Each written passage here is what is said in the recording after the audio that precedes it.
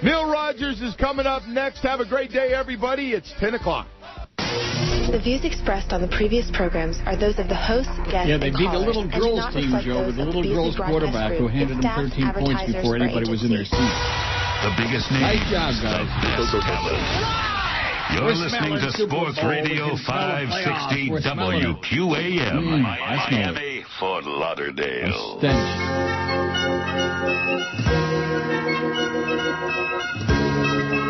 What the hell is that? 560 WQAM presents the Neil Rogers Show. To talk to Neil, dial 567-0560 in Dade and Broward. In other counties, call toll-free 877-785-NEIL or pound 560 on your AT&T and Verizon wireless phones. The opinions expressed by Neil, his guests, or his callers do not represent those of WQAM management, staff, or sponsors. No. Now, the Neil Rogers Show on 560 WQAM.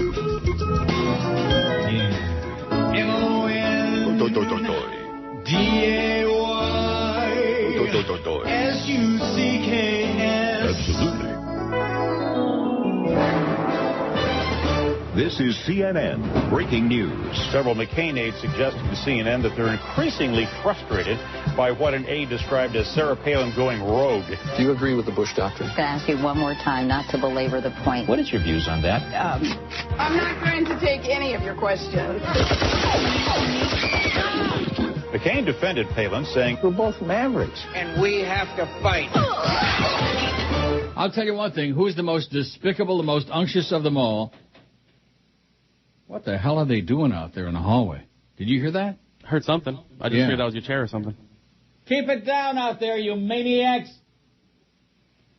Anyway, what was I just going to say? Oh, the most despicable of them all is the unctuous, the subhuman scumball, Jew Lieberman. They showed McCain speaking in Tampa this morning, and right behind him, as always, I think he's joined at the hip. I think he's got a certain body part attached to McCain's. Rectum. I could be wrong about that, but I don't think so. The grotesque Jew Lieberman. And John Kerry, this is one of the main reasons that John Kerry lost the election last time, besides the fact they fixed Ohio, is that he's a wimp. He's on Meet the Press yesterday with Brokaw, and Brokaw asked him about Jew Lieberman. And oh, well, we're old friends, and blah, blah, blah, blah, blah. And yes, I want him in the Democratic Party. And yes, I want... Oh, God, made me want to caca John Kerry. And you wonder why the hell he lost that election, why they were able to steal it? God. Beside that. Anyway, Election Day tomorrow, and I'm all whipped up about it. The emails we got, oh, my God, you wouldn't believe it. Nothing. I mean, just a bunch of caca. A lot of caca going on. In fact, I've got an email from Cecilia, which may or may not be a true story about the zoo, a trip to the zoo, but nevertheless, it's worth a read.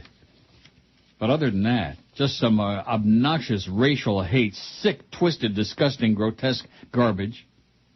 And then, some of the chronics. One chronic sent the same thing about 8 times. You know how long it takes to delete something that's on there 8 times? A few minutes? About 2 seconds. All right. We got Flea with us, who's not speaking, and, of course, Fat Chris, who's with us because he wanted to be with us this week. You know it. He really put his best foot forward. I went in there and I said, look, I don't care what you do, I'm here Monday through Friday. Ass. You said what? Said, I don't care what you do, I'm going to be here Monday through Friday no matter what. And so because of that, I'm working 2 straight weeks at the very least. He put his foot down. Don't come in and, put your best foot on Flea's ass and then go through a song and a dance where you want sympathy, okay? Why not? I don't get paid, so shouldn't I get some sympathy? You don't get paid? Well, I mean, not really. I thought you were hourly. Yeah. I was making more hourly 3 years ago as a part-time stockman than I make as a full-time producer. Yeah, but you didn't have the glorious stocking shelves. True, okay. You weren't a celebrity. That's a superstar. I'm going to tell you, this is a big week. It's Election Day tomorrow, my birthday on Wednesday, and I think I'm going to, clear the decks this week. Clear the decks of all the dreck, including some of the people out there with this crap between the MySpace and between this email thing. There's just too much garbage out there. See, people think that when you're on the radio or on TV or whatever, some sort of a celebrity, and I use the term very loosely, that you're like a human battering ram. We're here for the purpose of letting you just take all the cheap shots that you want and just aggravate, agitate, and use and abuse. And generally speaking, I think, I'm a pretty nice guy. Maybe I'm not Mr. Warmth, that's the understatement of the century, but basically a pretty nice guy. I think that all stops on my 66th birthday. I think I'm going to start being selfish. Is there something wrong with that? It's a whole new Neil. That's right. New deal with a new Neil on Wednesday. Okay, let's get the ball on the road. Here's the poll from Friday. What's your prediction for Tuesday's election outcome? 1,444 votes. That's not too shabby, you know what? Not too bad. Not too good, but not too shabby, considering. Oh, and by the way, since we got Flea there this week, what was this BS you were spreading around a couple of months ago about how Jolly Joe said, we've got some promotion money to spend the last 3 months of the year, blah, blah, blah, blah, blah, and see what Neil thinks would be a good idea. Remember that? Yeah, that never happened. What another freaking lie by your good close buddy, Jolly Raleigh Joe. Fat-ass Jolly Joe. Since today's November 3rd, pretty obvious there ain't going to be no promotion. What happened to all that money? He go out and spend it? Yeah, I think the budgets got cut. That's what I was told. If the budgets got cut anymore, instead of people getting paychecks on payday, they're going to have like an empty envelope for us to fill up for them. Don't say that too loud. Yeah, please don't. Fill up the envelope. Do your duty for the Beasleys. Their stock is in the toilet, okay? Anyway, here's the result of that poll. So we're not going to have any promotion. Is that what you're telling me? I heard that we might be getting some trade with some buses. Some trade with some buses. Yeah. Broward County. What's your prediction for Tuesday's election outcome? Obama wins in a landslide, 650. That's what I'm thinking. Although, over the weekend, they keep making it sound, the media types. Like, it's going to be a lot closer than we thought, and he's a battleground states, and blah, blah, blah, blah. And I don't see it. I'm looking for that. I don't see it. Obama wins a landslide, 650. Obama wins but close, 425. Republicans steal another election, 181. I'm going to be really PO'd if that happens again. Right in broad daylight, they did two elections in a row, and the mainstream media's like, bada beep, bada boop, bada bop. Can we get any makeup for Rachel? McCain wins but close, 101. I don't give a Schmidt, 41. McCain wins in a landslide, 26 crazy people. And WTF, 20. We're starting to put WTF on a lot more of the polls. That's my attitude about a lot of things and a lot of people. I'm changing my whole altitude about some people. People that stab you in the back. People who are supposed to be your friends, People that you take good care of, and they stab you in the back. Oi! Okay, here's the current poll. Let me see that Outlook Express. Neil at neilrogers.com. There are no items in this view. Day before Election Day, there should be 1,000 emails in there with people with something to say. And by the way, William Schneider, stop sending me the same links to the same boring crap over and over and over and over again. I got one email over the weekend. I'm not going to read it on the air because I don't want to get started again with the same loser, the same neurotic nut job. Okay. I'll read it to you tomorrow morning before the show. I forgot today because you came in very, very, very late. Chris had car problems today. Yes, unfortunately. Again. His chrome dome light wouldn't go out. How important is Tuesday's election to you? 655 votes. We're going to make 1,000 today because we got Flea with us to put us over the top. And if we don't, it's his Flea fault. And his squeaky voice. What? And if we don't, it's just all his fault. That's right. No, it's Geldy's fault. Speaking of squeaky voice. Boy, I saw him with Billy Lindsay between periods of the Panther. Which Panther loss was it? I guess it was last night because Saturday didn't televise. You talk about just, Geldy, you're unfit for the human race. With that beak. Dow is up 48 cents. No, now it's down 48 cents. How important is Tuesday's election to you? 655 vote. Life and death, 401. That's what I voted. This is it. Somewhat important, 179. Don't give a Schmidt, 34. WTF, 25. Not very important, 16. So, life and death or somewhat important is like 88, almost 90%. So you better damn well get out and vote. And by the way, tomorrow all the polling places will be open, and then there won't be lines where people are standing in line 4, 6, 8, 10 hours. And I still say exactly what I said last week. Anybody who thinks that it makes sense to have to stand in line for hours and hours to vote you're the problem because you put up with this crap. Here's this email from Cecilia, which is the only thing of any substance I received on there this morning. That's a pretty sad comment. Wait till you hear what the substance is, by the way. Hi, Neil. I've written to you a few times before, but try and limit my emails so as not to be labeled a chronic. Last time I wrote to you, my poll suggestion ended up being you, so that was cool. Anyway, I wanted to share something with you that happened to me this weekend. First of all, let me state that I'm a 25-year-old female, so I don't confuse anyone. I was at the Metro Zoo with my little niece on Saturday, and this older man who was apparently there alone came up and started talking to me while we were looking at the tigers who were just laying there doing nothing as usual. God, the zoo is so boring. But anyway, guy comes up and says, "Cute kid, are you a single parent?" And I simply respond with a very uninterested sounding no. I tell my niece it's time to say bye-bye to the tigers, and as I'm waving at the tigers, the guy grabs my hand and says, "I don't see no ring."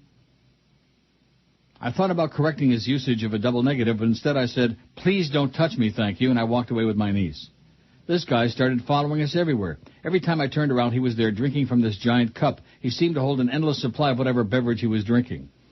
He started to really creep me out, so I started looking for a security guard, but there were really none around. So I grabbed the first zoo employee that walked by and told him this dirty old creep was following me and my niece around and that I was scared. When the creepy old bastard saw me talking to the zoo employee, he turned around and disappeared. I was hoping he'd left, and things seemed normal for about 10 minutes until my niece had to go to the bathroom. I went into the restroom with her, and when we came out, the guy was standing there at the entrance with his cup.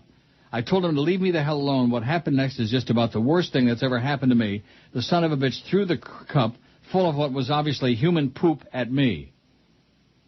At some point, this crazy bastard decided to fill the cup with excrement so that he could throw it at me. He ran away, of course, and nobody chased him. Oh. I had poop on my shorts and a bit on my thigh, which, of course, caused me to vomit right there and then as my niece stood there crying. I did file a police report about 15 minutes later, and there were about 9 witnesses to what happened. I want to give a description of the guy, if you could read it to your audience. He was about 5'11", probably about 210 to 220 pounds, with an unmanicured goatee. His hair was brown, but had streaks of reddish brown and gray. He was wearing a Dolphins T-shirt that was actually kind of new-looking, but the rest of his clothing, including jeans and black shoes, were a wreck. He had a very nasal-sounding voice, and I heard his cell phone ring, and it played the theme for Monday Night Football. No lie, but I know it sounds ridiculous. Email me if somebody calls in or sends you a message with any clue as to who this pig is, please. The security at the zoo sucks, by the way, says Cecilia. Kind of a schmitty way to spend a weekend, wouldn't you say? That's crazy. That's messed up, yeah. Yeah. Well, I sure hope that wasn't in there while he was drinking out of the cup. Neil Rogers. God.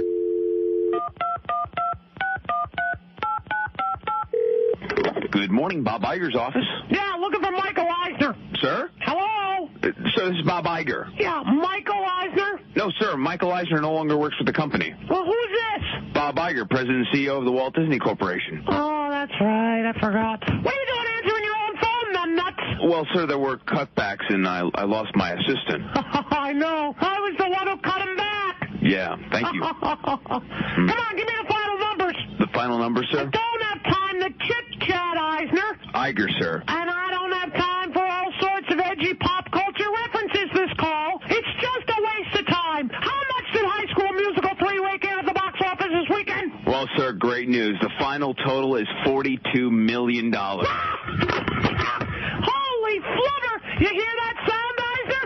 Iger, sir, and no, I don't. That's the sound of the money truck backing up into my mansion in Beverly Hills. Eat that, Rupert Murdoch. Yes, congratulations, Mr. Mouse. So when's the next one coming out? I'm sure a movie genius like yourself has already greenlit a sequel. Actually, sir, that's the last movie. What? Well, you do know, sir, the movie was called High School Musical 3 Senior Year. I don't know about titles. What the hell does that mean? Well, that means the kids all graduated.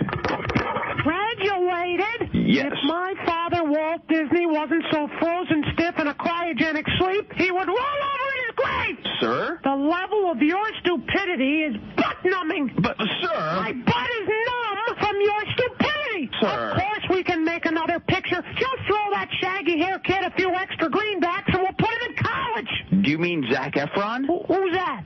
The male lead in High School Musical. Yeah. I can see it now. Whatever his character's name, going to college and putting together a musical. I doubt that he'd be up for it, sir. He was pretty difficult to get signed up for the last one. Hey, I'll tell you what, Eisner. Iger, sir. Why don't you maybe only play golf 4 days this week and try to get that done? Will that be all, sir? No, one other thing. Why don't we pull that old bag off of Dancing with the Stars? You mean Cloris Leachman? Ding, ding, D-bag. Rig the boats and get her off. I'm tired of seeing her wrinkly ass getting dragged all over the dance floor. Sir, we can't quote-unquote rig anything. Hey, numbnuts, did you just do air quotes over the phone? Yes. Punch yourself in the face. What? Punch yourself in the face right now. Do it. Do it. Do it. Sir, I can't punch... I hate people who use air quotes. Punch yourself in the face. Sir, I've got a meeting in 15 minutes. I can't punch myself in the face. What was that? Is someone knocking at your door? Well, yes, there's someone... Why don't you open that? That's Goofy. Goofy? He's got a little something for you. Okay, can you hang on one second? Uh-huh. Hey, Goofy, come on in. How are you? Sorry to do this, Mr. Iger, but I've got something from the boss. Oh, yeah, what is it, Goofy? Here it is. It's right here. Oh! Here you go. Oh! Well, this is from the boss. Oh! Oh!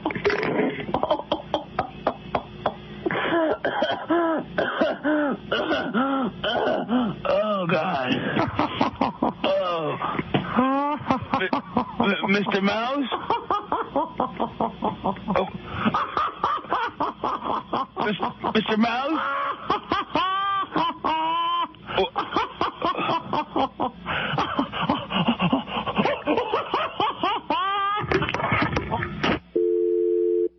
Exactly. 10:20 at 560 WQM. I almost fell asleep during that. Was that supposed to be funny or what? Oh, that's right. I forgot. We can't be funny anymore. I kind of liked it. Yeah. You liked it? Yeah. Especially when he was going like that. Anyway, so yug, another one of our chronic emailers. And then you wonder why I'm making those sounds, because he writes UYYUGUG. Yug. That's him. Wow. He says, was this you? Toronto man wins incredible $4.7 million jackpot on dollar slot machine at Woodbine. No, it wasn't me. Yeah, I don't think he'd be working today if it was. I think he'd have today off. And tomorrow. And the rest of your life. We don't know his name, it says. This is from the Toronto, from City News. And under the rules, he can keep it quiet. But somewhere out there is a very lucky and very wealthy winner of an incredible prize at the Woodbine Racetrack Casino on Thursday. Oh, I thought it was on Saturday. They were all screaming about it out there on Saturday. It was on Thursday. Well, I wasn't there, I don't think, on Thursday. It was the Megabucks. And I know because of the scuttlebutt there, he put $40 in and got the 3 Megabuck things, $4.7 million. Nice. $40. Not too bad. An unknown the gambler, a Toronto resident, began feeding loonies into the $1 Megabucks machine around 11:30 p.m. It says it's not clear how many he put in, but we know how many he got out. I know how many he put in. $40, okay? I know my Woodbine crap. He walked away from the one-armed bandit with an unbelievable $4,755,436.56. No tax. They write a check.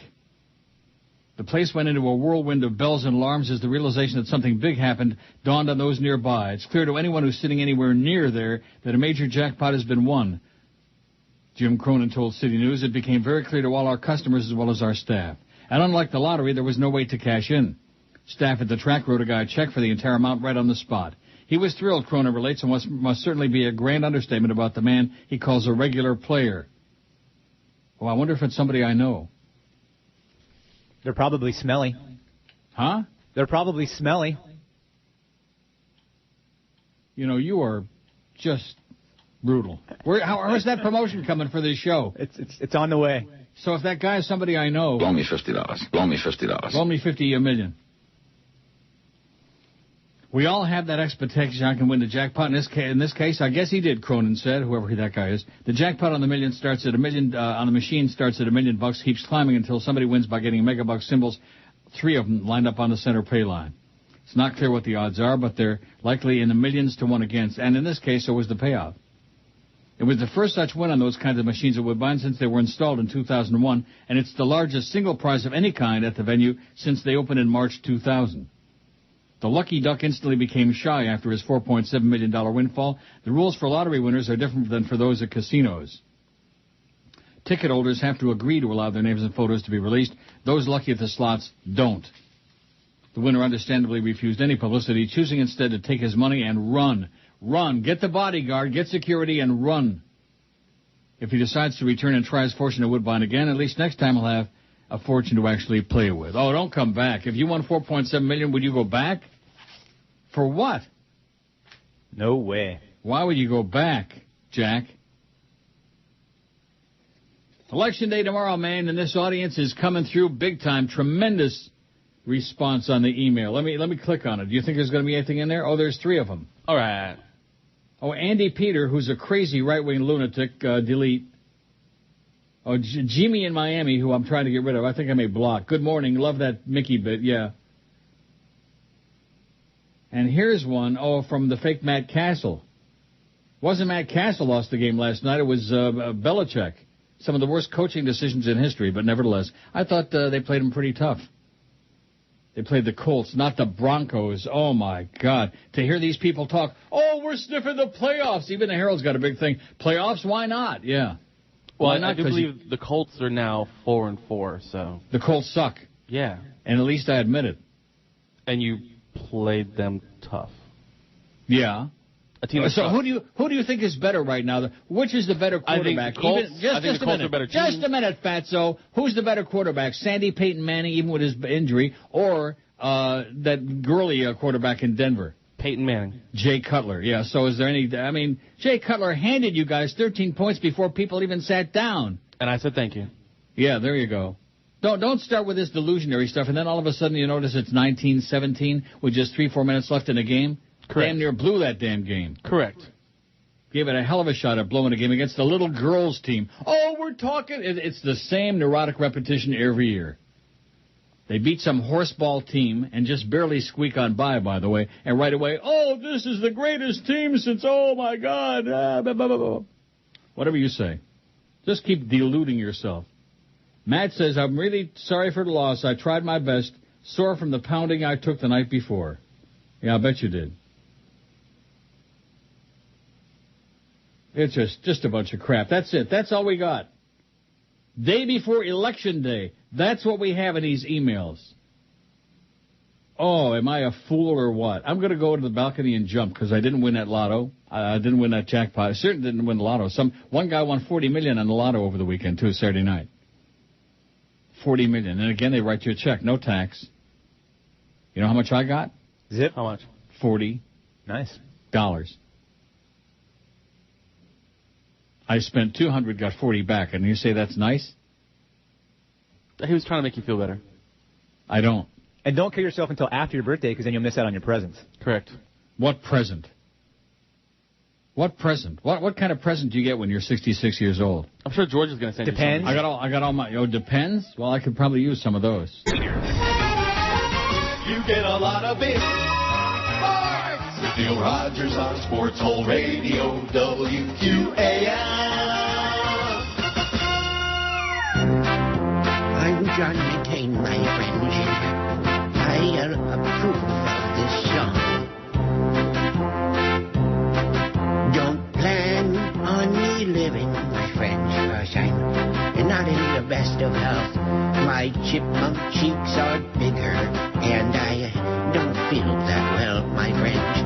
My chipmunk cheeks are bigger, and I'm not feeling that well. When I'm all done living, I want you to go to hell. You're going to be living in hell, yes. Feel like you're living in hell. Because when I die, and when I'm gone, yes, you're going to have a dumb bitch hockey mom who'll be the most powerful leader in the world to carry on, my friend. See, my supporters want to kill him, but he's not an Arab, my friend, or an intellectual. But that one is I think you could say, is a decent man. Never mind what I say, my prisoners. I'm a cranky brain dead man. The maverick is slipping. I'm a cranky brain dead man. Not long to go. Here I go now. My cheeks are swelling. Change my diaper again. Wipe my behind. Don't spread the wealth, children. Spread this. Don't spread the wealth. No. Just give it to me. I'm riddled with deadly cancer. I'm suffering from Alzheimer's. But I'm all the rednecks got to keep the White House white. And when I die, my friends, when I'm dead and gone, my friends, you're going to have a dumb bitch hockey mom who'll be the most powerful leader in the world. Carry on, my friends. Spread the wealth, socialist, communist, Schwarzer. I mean, that's been the whole McCain campaign the last 2 weeks, just name-calling. They've dropped any pretense of talking about any issues at all, and it's just name-calling. And then, of course, don't forget about his illegal alien aunt. Anything else? Well, he did get the Cheney endorsement. For you, seriously, you are the Sheik. I guarantee you. Positive. Too bad George is on vacation this week. He would back me up. I'll disagree with you. No, you're the Sheik. Okay. Hear that? That's Flea. That's you. Come on, Neil. You can do better than that. Of course, you fit right in at QM because we got a lot of that on the air. We specialize in that. Yep. Okay, I'm not going to wait for any emails today because it's obvious there aren't going to be any. In fact, there are a couple of people who keep repeating, sending me the same stuff 2 or 3 times. If I didn't read it the first time you sent it, it was because it was a piece of crap the first time. Jason and a couple of others sending the same old trite garbage that somebody else wrote that I've received a billion times. Bill says, happy birthday on Wednesday. You're not going to like this. But if Obama is elected president tomorrow, the U.S. will never be the same. People are so confused with change, they're not looking at the big picture. I have a .357 Magnum pointed at my temple. If he wins, it's all over, and you'll never have to worry about me emailing you anymore. Good. Go ahead, Bill. Don't wait till tomorrow. Do it now. That's what I'm getting. That's the really good stuff. And some just unbelievable racist hate. Oh, I got one to start off my morning today that you wouldn't even believe. But I did get a good email on my MySpace from the professor at a really funny story. He said in the apartment complex where he lives on Halloween, no trick-or-treaters. None, not one. He said he was so disappointed. He felt like, this is his first year living in that joint. And he felt like going outside and yelling, free candy over here, any takers? Like that, but nobody came by. Now, what about you guys? Were you giving out candy? Yep. Nope. No? Why not? I live in a condo with a bunch of old people. Oy vey. You weren't handing out candy to them, though? No. You should have just yelled, free something. They'd have been knocking on they'd have knocked your door down. Oh, yeah. One last poll shows Florida too close to call in the presidential race. Although the CNN poll shows Obama 4 points ahead in Florida. The last poll of polls. I'm not all that big on that poll of polls because they're just averaging.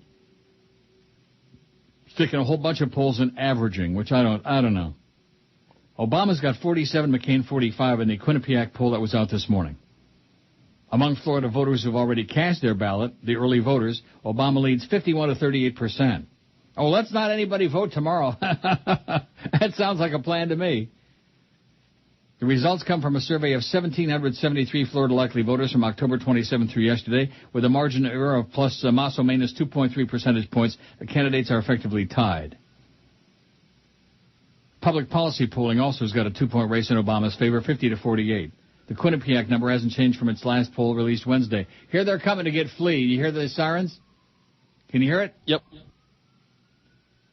Obama would be a great or good president according to 50% of Florida voters, and 50% of Florida voters say McCain would be a great or good president. Oh, my God. Here are the demographic breakdowns put out by Quinnipiac. Men go to McCain, 49 to 45%. This is Florida. Women to Obama, 49-43%. White voters support McCain, 52 to 40. Evangelical Christians for McCain, 71 to 23. Those good evangelicals. Catholics favor McCain, 55 to 38. Jews for Obama, 69 to 26%. And independent voters back Obama, 49-39%. The gender gap is what's keeping Obama slightly ahead in Florida. He's winning women by barely more than McCain is winning men. One potentially favorable omen for McCain's potential to pull ahead is that Florida voters view him a tad more favorably and a little bit less unfavorably than they do Senator Obama, said Peter Brown, Associate Director of the Quinnipiac Polling Institute. Peter Brown. What a name that is. Can you believe this email dearth that we've got today, the day before the election? Can you believe this? Very sad. Not just sad, it's an indictment of you people out there, an indictment of the entire South Florida audience.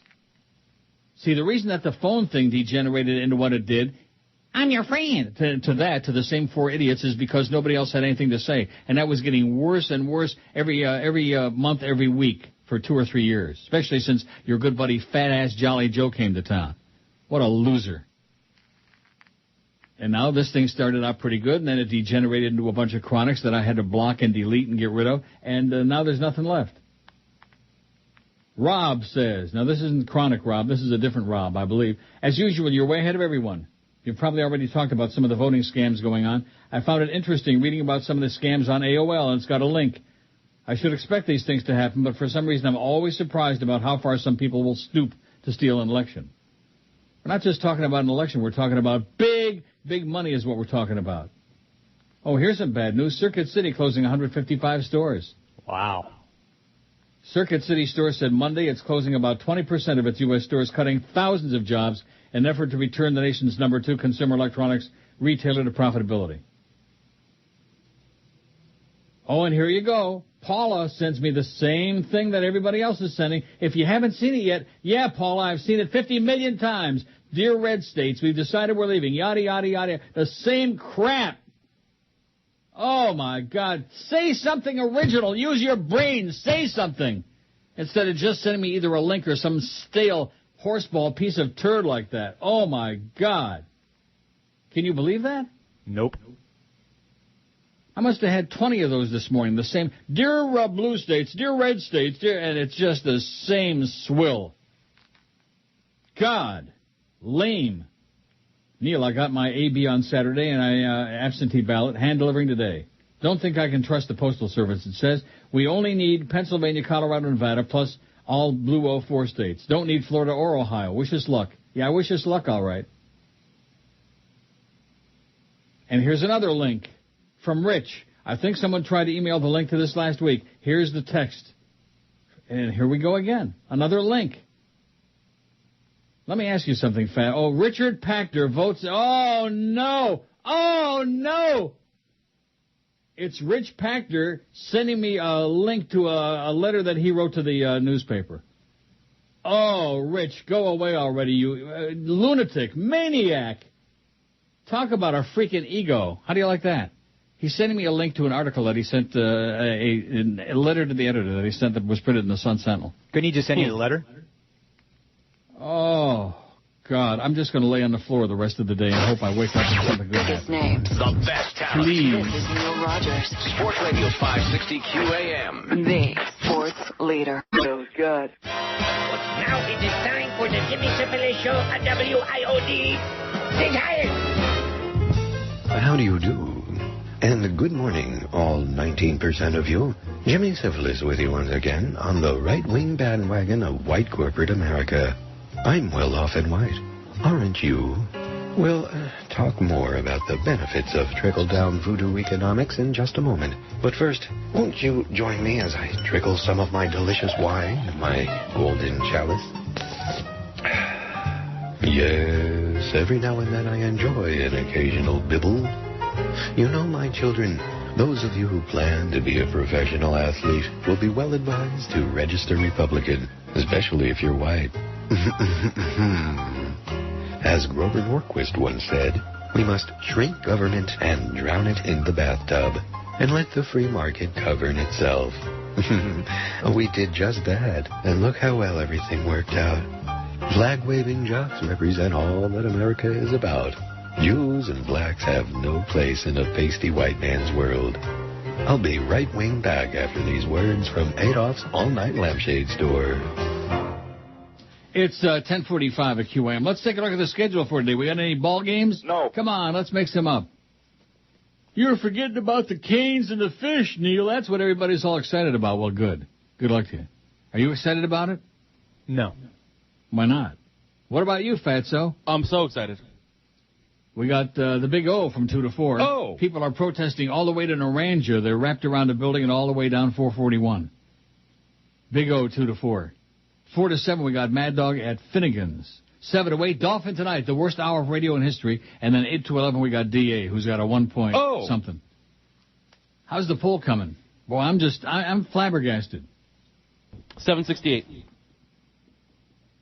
Aren't you flabbergasted with these emails the day before Election Day? And all I'm getting basically is links to articles. Now, there's one that's worthwhile that I'll read here in a second about how they found all kinds of pages of voter registration documents on the streets near Tampa on I-4.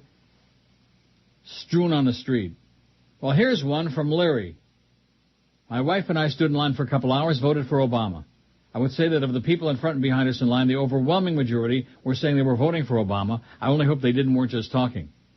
Here's a question I can't get an answer to. Will the Tuesday exit polls be skewed because of all the early voters? Will we get an accurate picture, or have there been early voting exit polls going on? Here are 2 examples of how some people think, it says. Well, of course there have been early voting exit polls going on. Otherwise, how could they give you the percentage of what people have voted? They sure haven't counted them. Where I live, a Jewish woman in her early 60s says she's voting for McCain because she's concerned about who Obama's been associating with. When I asked her who that was, she couldn't say or didn't know. I told her that if it's the professor from the University of Chicago, she should know that McCain gave him $500,000 15 years earlier. She didn't know that either. My wife said if she's so concerned about Israel, she should move there and vote there. This is a woman, my neighbor, who, while Jewish, is about as religious as you are, Neil. She cares about Israel to the same extent she cares about Papua New Guinea. Knowing her as we do, I really believe she doesn't want to vote for a black man, but is using any excuse other than that not to vote for him.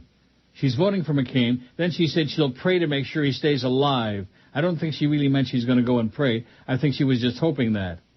My wife told her that Palin is a lot more adept at praying and is praying for the exact opposite. I suggested that she can't vote for Obama, then she should either stay home or vote for Nader or Barr. The other example, another woman, a Republican. Why, I don't know. She's from Panama and used to be a housekeeper in the embassy there, but in the USA, she married a wealthy guy, and I guess that made her what she is, only more so. Anyway, she said that Obama was raised as a white man, and now he's saying that he's black. I asked her to repeat that statement because I wasn't sure that I heard it right. She said it again. She said she's concerned that he'd married a black woman when he could have married a white woman. Yeah, that wouldn't have been criticized by everyone. Yeah, right. The fact that he looks like a black man, regardless of the color of his mother's skin, would make most people assume he's black just by looking at him. I'm Dr. Alan Bauman from the Bauman Medical Group, and I've got some exciting What is news. that? If you're struggling with that, you need What is to that? know... I have no idea. Did you hear it? Yeah, I heard it. I don't know where that came from. What the hell is that? I wish I could tell you. Somebody's potchking around in the control room is what it is. I'll go check. Go in there and see who it is and smash him in the mouth. Kick him in the nuts if they have any. Get him, Chris. Anyway, it says there are a lot of people like these 2 women, closet racists, to release closet unwilling to let the country grow and go to the next level people. Thanks, Larry. Thanks for the bad news. Here's one from Jay, Carol, and Ian. I don't know why. Oh, Ian, I'm sorry. We know who pulls W strings, oil. We have no idea who pulls McCain strings. We have an idea. Oh, big banks, oil, and arms. Who's pulling Barack strings? Is it the same old gang, oil, banks, arms? Carol and Ian in Hamilton. Oh, thank God they're in Hamilton. They can't vote. Well, what is that supposed to mean? Can you tell me? No idea. Nope. And there was nobody in there. There's nobody in there? Nope. Well, somebody opened up a pot and they must have run out. Hey, so do you know a William B. Carter? What about him? He sent something. Email? No, a big old envelope. Well, open it up, see what's in it. All right. It says it says Neil Rogers is not a false prophet. Oh, I'm going to sit in the corner and cry. I thought this was going to be a good week. We got Obama's going to win by a big margin tomorrow. I got my birthday on Wednesday. Just flooded, by the way, with happy birthday greetings. Not. They're waiting till Wednesday. I bet that's what this is. It's 2 cards. Yeah. Open it up. I am. God, are you slow? Friendship multiplies the goodness of life. Neil, your other left to love Bill Carter. Happy birthday to a good friend. Yeah, okay. Thanks, one Bill. More. Hold on. Stop. Don't be alarmed. Dear Neil, toot toot, love Bill Carter. Lots of people get horny on their birthday. Okay, throw it all away. Thanks, Bill. Here's one from Sergio. Did you get a chance to see McCain on SNL Saturday? No. He did an okay job trying to entertain his last living souls out there who might vote for him, for his humor. Yada, yada, yada. Happy birthday, and I'll make sure to smoke a fatty for you on your special day, it says, from Sergio. Okay, Sergio, great. Good morning, Neil. I think you should play Sarah Palin being duped by the Canadian radio hosts about 500 times today. It sickens me. Yada, yada, yada. I'm not going to play it even once. How do you like that, Vicky? What does it say about her if she's so gullible she believes the president of France, for God's sake, would call her and talk such ridiculous crap? Unbelievable. If Dumb and Dumber win tomorrow, I'm out of here, says Vicky. Happy pre-birthday. Thanks, Vicky, but we're not going to play it. I mean, Flea went to a lot of trouble to, bleep it and clean it up for us and all that, didn't you? Yeah, just in case you wanted to play it. No. It's long and ponderous, and it's not that funny. I've seen it's been on 8 million times already. Anybody who hasn't seen it or heard it or getting involved with it is like living in a cocoon somewhere. 774 votes on Fat Chris's poll, on Flea's poll. I don't know whose it is today. How important is tomorrow's election to you? Life and death, 476. Somewhat important, 214. Don't give a Schmidt, 39. WTF, 28. And not very important, 17. And I'm clicking on the Outlook Express. No items in this view. Wow. Unfreaking believable. Scary. But you go and tell your good buddy Jolly Joe Bell he's doing a hell of a job, Flea. He's in Denver right now. Doing what? He went to the game yesterday.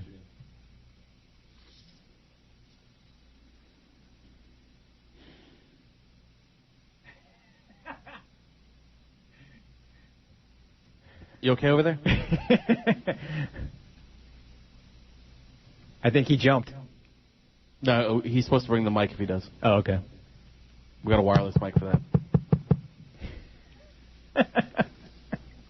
I don't want to talk to him. Anyway, here's that story about the only one I've gotten this morning that's worthwhile.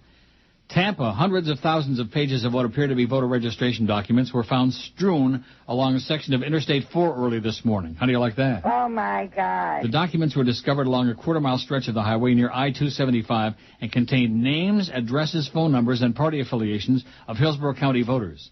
Several empty cardboard boxes were found nearby. The papers also listed voter registration numbers, precincts where they're registered to vote, and a checkbox next to each voter's name indicated their choice of Obama or McCain in the presidential election and whether they needed to ride on Election Day. Chris Carson, a spokeswoman for the Florida Department of Transportation, said highway workers were sent out early this morning to pick up the documents. She said DOT workers were holding the papers till the county's election officials contacted them. Oh, God. We've got 9 plastic bags full of papers, she said. A spokeswoman for Hillsborough County Supervisor of Elections, Buddy Johnson, said election officials hadn't yet seen the papers but doubted they belonged to them. It doesn't sound like there are papers, spokeswoman Mia McCormick said. Sometimes candidates request this information for campaigns. At this point, we don't know whose they are. A spokesman for the FHP called the discovery a civil matter. It's a civil matter. Right, we ain't got nothing to do with it. Oh, and here's an email from Flea. If you want it, I dumped the Palin getting punked by a Montreal radio station in the audio vault. Okay, whatever. If we get really desperate, and I think we probably will, we'll play it. What do you think, Fat Chris? You want to play it? Sure, why not? Not now. No, we're going to go to break soon. Not only that, but I'm sure the emails are going to start pouring in here. You'll see. Here's one. It says, Hey Neil from Jay. Should I print it out and read it? Yeah, why not? It's like more than like one sentence, you know. That's it. The day before Election Day, 2 days before my 66th freaking birthday, and becoming certifiably senile and older than Methuselah. And these people are like, we don't want to talk to you. We don't want you. We don't like you. And where's George this week? We want to talk to George about roller skating. And sign language. Oh, my God. Must be you guys. Can't be me. We'll take the blame. Yeah. No, it's me. They hate me like poison now. Let's see. Jay says, I'm an ex-Southwestern Floridian Fort Myers longtime listener. Watching McCain's rally in Miami and Tampa and Palin's in Fort Myers with that Yahoo sheriff doing your intro. I'm so glad Obama doesn't need Florida, or for that matter, Ohio. But they would be nice to have just to run up the score and rub it in Joe Scarborough's puss. But I have the feeling the fix is already in both of those joints, nevertheless. I've since relocated to Northeast, Connecticut to be exact. What a difference. I don't miss that sorry excuse for a state one iota. Every time I see a news story out of Florida on the national news or that limp-wrist governor, I can't believe I stayed there that long. You said it beautifully the other day when you referred to Florida as a Yahoo Bible-thumping redneck Neanderthal state. You had your finger on it. Way too many rednecks. Happy birthday. Keep up the good work and go Obama. By the way, I still have my Center One keychain. Well, hang on to it because there sure ain't going to be no promotional stuff from this radio station with Jolly Joe Bell at them. In fact, I had an email asking me, how come there aren't any best of Neil CDs since 99 or so? I really miss those, says Jason, a 10-year listener. That's because we work for Joe Bell, Jason, and we don't do any promotion, okay? This is the Neil Rogers Show. This is your brain. Any questions? Tonight, 1 star is out the door. It was gyration and mulch. Dancing with the Stars. Starring Barack Obama, John McCain, Joe Biden, and Sarah Palin. But I'm convinced I'm a better dancer than John McCain. There's no doubt about that, my friend. I screwed up. Then I have the scars to prove it. Dancing with the Stars. I loved him like anybody else. But this was terrible. It was crap. I'm not one of those movers and shakers. Can't shake that feeling. I screwed up. And I think it's going to be fake. He's some spies. Could you say something? I'm their worst nightmare, my friend. No, is this a joke? I don't want to say John McCain is old, but he's the only guy who fantasizes about Cloris Leachman on Dancing with the Stars. Only on ABC. 11:02 at 560 WQM. Happy Monday. Wake up, wake up. Get out of your slumber, okay, you lunatics, you. Jesus God. I just don't know what's going on here today. Do you? No, not really. A catharsis is what we need. I just know I was happy for a second, and then I realized that the clock was wrong. Oh, they haven't changed the clock? They didn't I got to change change the clock on the board, yeah. So it's maybe just that 12 was the o'clock problem. right now. Maybe. Now, that couldn't be it, because they'd be ahead. What? No, I got to go and change it because it says 12, and I was like, oh, wow, we're already halfway through. Yeah, wouldn't that be great? All right, it's 12:02, everybody. All right. Let's go back on daylight time. I wonder how many simpletons out there forgot to turn their clocks back. Oh, well, I can't wake up 2 o'clock in the morning to change it. Peter, the guy who made me a beautiful bench several years ago, sends me an email, says, I was wondering if you're still smoking cigars. And the answer, Peter, is no. No, I would like to, but I can't. They just tear my throat up. No. And I'd like to live to at least 67. I want to make you a nice humidor for your birthday if you still are. Thanks anyway, Peter, but no. And thanks again for the beautiful bench that's sitting in my bedroom down there in Plantation. Guess how many emails there came in during the break? 0. What do you think, Fatso? What's your guess? I'll go with 1. None. Oh, no, wait a minute. Well, this wasn't during the break. This one just came in here now. Oh, and it's another link. I know you're going to add a link and an attachment. All right. Frankie says, I know you're going to rag on me for going to church, but I do and I enjoy it. Unfortunately, last Sunday, they handed out a comparison pamphlet, McCain versus Obama.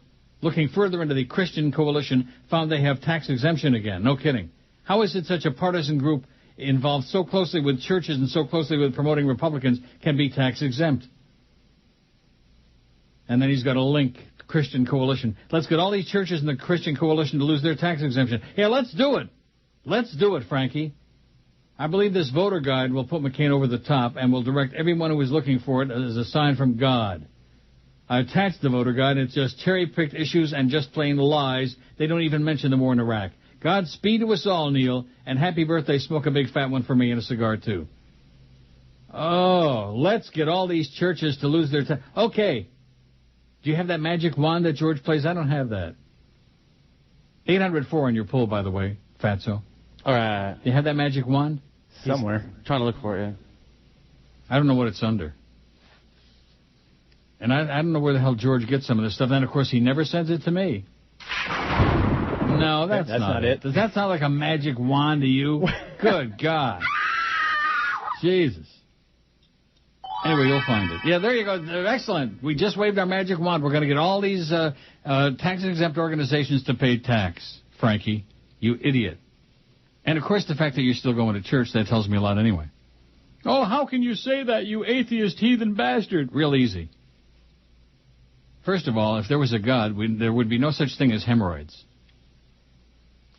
Or zits.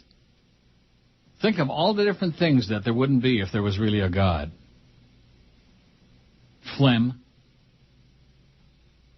Pus pimples. Not to mention, of course, excrement. Yeah. Of course, Cecilia that had that cup thrown in her face. Can you imagine you go to the zoo and some guy throws a cup of crap in your face? Ugh. Yeah. Some smarmy old, with a dolphin jacket on. That makes sense to me. Sounds perfect. Voters across the nation hit by dirty tricks. Here come the sirens again. They're coming to get you folks. Good golly. But you know something? It's always been this way. All the 100 years I've been on the air in this market, every time you think there's going to be... The only time we get humongous response is when there's something involved with hate, like Alien. Oh, my God. If you guys could have been around during those days, during the Alien days, the phone was just jumping off the counter that was so hot. Ringing like the end of the world was on the horizon. Alien, alien, alien, comunista, comunista. People who we never heard from before, people who we'll never hear from again. Just spewing insane, psychotic hate. Comunista, comunista. In the hours before Election Day, as inevitable as winter, comes an onslaught of dirty tricks, confusing emails, disturbing phone calls, and insinuating flyers left on doorsteps during the night. The intent almost always is to keep folks from voting or confuse them, usually through intimidation or misinformation. But in this presidential race, in which a black man leads most polls, some of the deceit has decidedly racist bent, like the first email I got this morning when I came in here. I wouldn't even dream of reading it on the air. Just the most grotesque swill. Complaints have surfaced in predominantly African-American neighborhoods of Philadelphia where flyers have circulated warning voters they could be arrested at the polls if they had unpaid parking tickets or if they had criminal convictions. Over the weekend in Virginia, bogus flyers with an authentic-looking Commonwealth seal said fears of high voter turnout had prompted election officials to hold two elections, one on Tuesday for Republicans, another one on Wednesday for Democrats. In New Mexico, two Hispanic women filed a lawsuit last week claiming they were harassed by a private investigator working for a Republican lawyer who came to their homes and threatened to call immigration authorities even though they are U.S. citizens. He was questioning her status, saying that he needed to see her papers and documents to show that he was a U.S. citizen and was a legitimate voter, said Guadalupe Bojorquez, speaking on behalf of the mother, Dora Escobedo, a 67-year-old Albuquerque resident who speaks only English, speaks only Spanish. No speaky English. He totally scared the heck out of her. In Pennsylvania, emails appeared linking Democrat Barack Obama to the Holocaust. Jewish Americans can't afford to make the wrong decision on Tuesday, November 4th, said the electronic message paid for by an entity calling itself the Republican Federal Committee. Many of our ancestors ignored the warning signs in the 30s and 40s and made a tragic mistake. Lachlan McDonald, who leads the ACLU's Voting Rights Project, said he has never seen an election where there was more interest and more voter turnout and more efforts to suppress registration and turnout, and that has a real impact on minorities, he said. Thanks, Rob in Lauderdale, for sending that to me. See, Rob came through. He sent me something worthwhile as opposed to just another link to another stupid article or that thing about dear red states, dear... Oh, my God. George in Miami. Jorge, as usual, you and your Democratic friends continue to whine about elections being fixed. Although I didn't vote for him, I agree with you that Obama will most likely win the election. You didn't vote for him, Jorge. What a surprise. I will accept whatever the voters decide without whining or calling an election fixed. I hope you have the same dignity if Obama were to lose. You know that we would probably see the dark folks rioting as usual in the streets if that happens. Oh, very nice. I tried to send you the link to a trailer of Obsession, the movie. Please consider... No, I will not add it. Oh, please consider adding it to your website, that right-wing propaganda lunacy. Oh, Jorge, get some help, please, before it's too late. Go see a shrink. Go shrink it. God. Oh, why am I sitting here asking people for emails when the stuff that comes in, some of it is like that. Lots of it is like that. Dear Neil, happy birthday and hope you enjoy many more. Tomorrow I will walk to my voting location and vote for the only real candidate running, Obama. When this long, drawn-out election is finally over, Grandpa should be required to disappear from the public view forever, meaning McCain, Grandpa McCain. He's called Obama every negative name that other than the N-word, and it's obvious he could never work with the administration. A suggestion to all 72-year-old multimillionaires, retire! P.S. I wouldn't F. Palin for practice, says Gary in Homestead. Practice. Where's Flea? Like in the back in the back of the room or something? Yeah, I'm here. I guess. Now, how come you're chuckling off mic? Because my mic was off. Well, why is that? See, it's always a good idea to leave your mic on except during the breaks because you might actually want to say something. Well, I was sending you a fax, and I didn't want the fax noise to go over the fax is coming over right now. Yeah, it's nothing important. Well, a listener with no name says, between you and the audience, the email is now as bad as the calls. Mostly your fault, though. I'm sure you don't think so. Yeah, that's it. Congratulations, it says. Between you and the audience, the email is now as bad as the calls. Got to be my fault.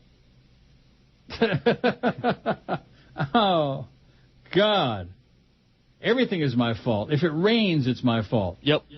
If pigeons fart on you and take a dump on your windshield, it's my fault. Of course. That zoo episode, that was your fault. Yeah. Now, what is this piece of copy you sent me here? That would be for your dollar mattress coming up. Mm-hmm. Oh, a new piece of copy? Mm-hmm. Woo! Heavy duty, and look who it's from. It's from Barney Miller. Now, which is the guy that's crazier than a bedbug that George is always bitching about? Andrew. Andrew. Yeah. Hey, Andrew. Yeah. When are we getting that scrap iron spot on here? That's what I'd like to know. That's a Duff deal, right? Yeah. Well, you sure have your testicles and tentacles into everything that goes on in that place. I try. Boy, you are a real first-class yenta. It's your fault that the emails suck. Yeah, that's right. I'm the one who's sending them. You got it. Here's one that says, from Phil and Jamie. Oh, this is from the same people again. That dumbass Sarah Palin was campaigning in Ohio this morning. She introduced her moron husband, Tom. I already got this before. This is the second time you sent it. If I didn't read it the first time, there must have been a reason. Because it sucked. It blew. It was crap. Are you serious? Jolly Joe went to the game in Denver yesterday. He's not even there today? Yeah, him and Ray Perry. Oh!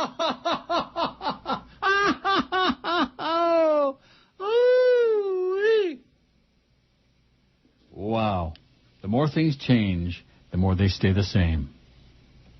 Ray Perry, whose brilliant programming quote years ago was, if we had more sports talk stations, more people would come to sports talk. Yeah. Now we got 80 sports talk stations, and each one has got a point something, including us.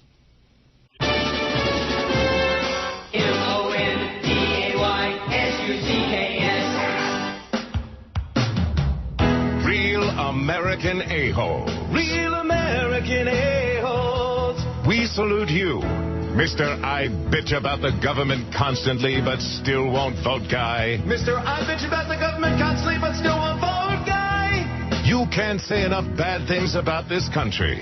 But there's no voting booths at Dave & Buster's. So it looks like you'll be sitting this election out. Got to redeem my tickets, yeah. Taxes are too high. The economy's in the toilet. The war is a joke. But Election Day is a Tuesday. And your ex has the kids.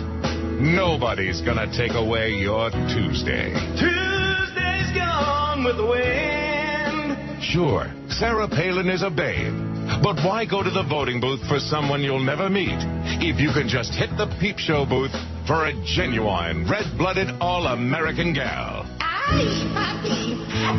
How can one vote make a difference anyway? You voted for Gore 3 times in 2000, and look what happened to him. So we salute you, Mr. I bitch about the government constantly but still won't vote guy. Your Barack the Vote bumper sticker, your hanging Chad, and your apathy. You are a real American a-hole. Absolutely. 11:18 at 560 WQAM. Happy day before Election Day. Maybe everybody's just on edge. You think that could be it? That's a good excuse for them. They're on edge. Yeah, that works. Of course, they didn't have anything to say last week either. Doug, who's real chronic, says, please remind everyone to vote no on number 2. So many people I talk to are confused by the wording and think that a yes vote means yes to choice. Tell your listeners over and over again, says Doug. An imperative email. Tell your listeners over and over again. Okay, vote no on Amendment 2. Because no means yes and yes means no. Yes means marriage is only between one man and one woman. No means no bigotry. Got it? I voted no. Vote no on number 2. I'm going to put it over here so I don't forget to tell them over and over again. Also, I want to tell them over and over again that Jew Lieberman is the Antichrist. He is the most repulsive, subhuman creature crawling around on the face of the globe. My goal in life is to outlive Jew Lieberman. As long as I live even 1 minute more than he does, I'll feel I accomplished something on this planet. Jew Lieberman. Coxel Hoyce, you idiot. He's a walking ad for anti-Semitism, if ever there was one. And everywhere is McCain. There's Jew Lieberman on his shoulder, on his hip, on his ass. Rectum. Everywhere. Just glued to him. And John Kerry says, oh, yeah, we want him to be a Democrat, and he's a good friend of mine. Yeah.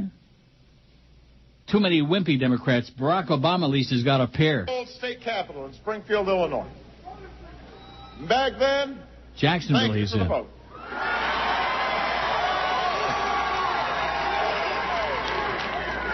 Back then, we didn't have much money. We didn't have... All right, y'all. Just settle down.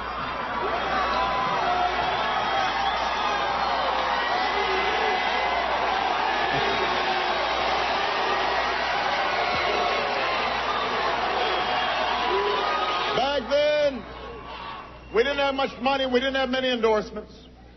We weren't given much of a chance by the polls or the pundits. We knew how steep the climb would be. He's up there in Duval County, baby, in Jacksonville. And you want to know why he's campaigning in Duval County? Why? You're looking at that crowd behind him. You're probably not watching CNN. Oh, yeah, I got it on. A lot of Schwarzers there in Duval County.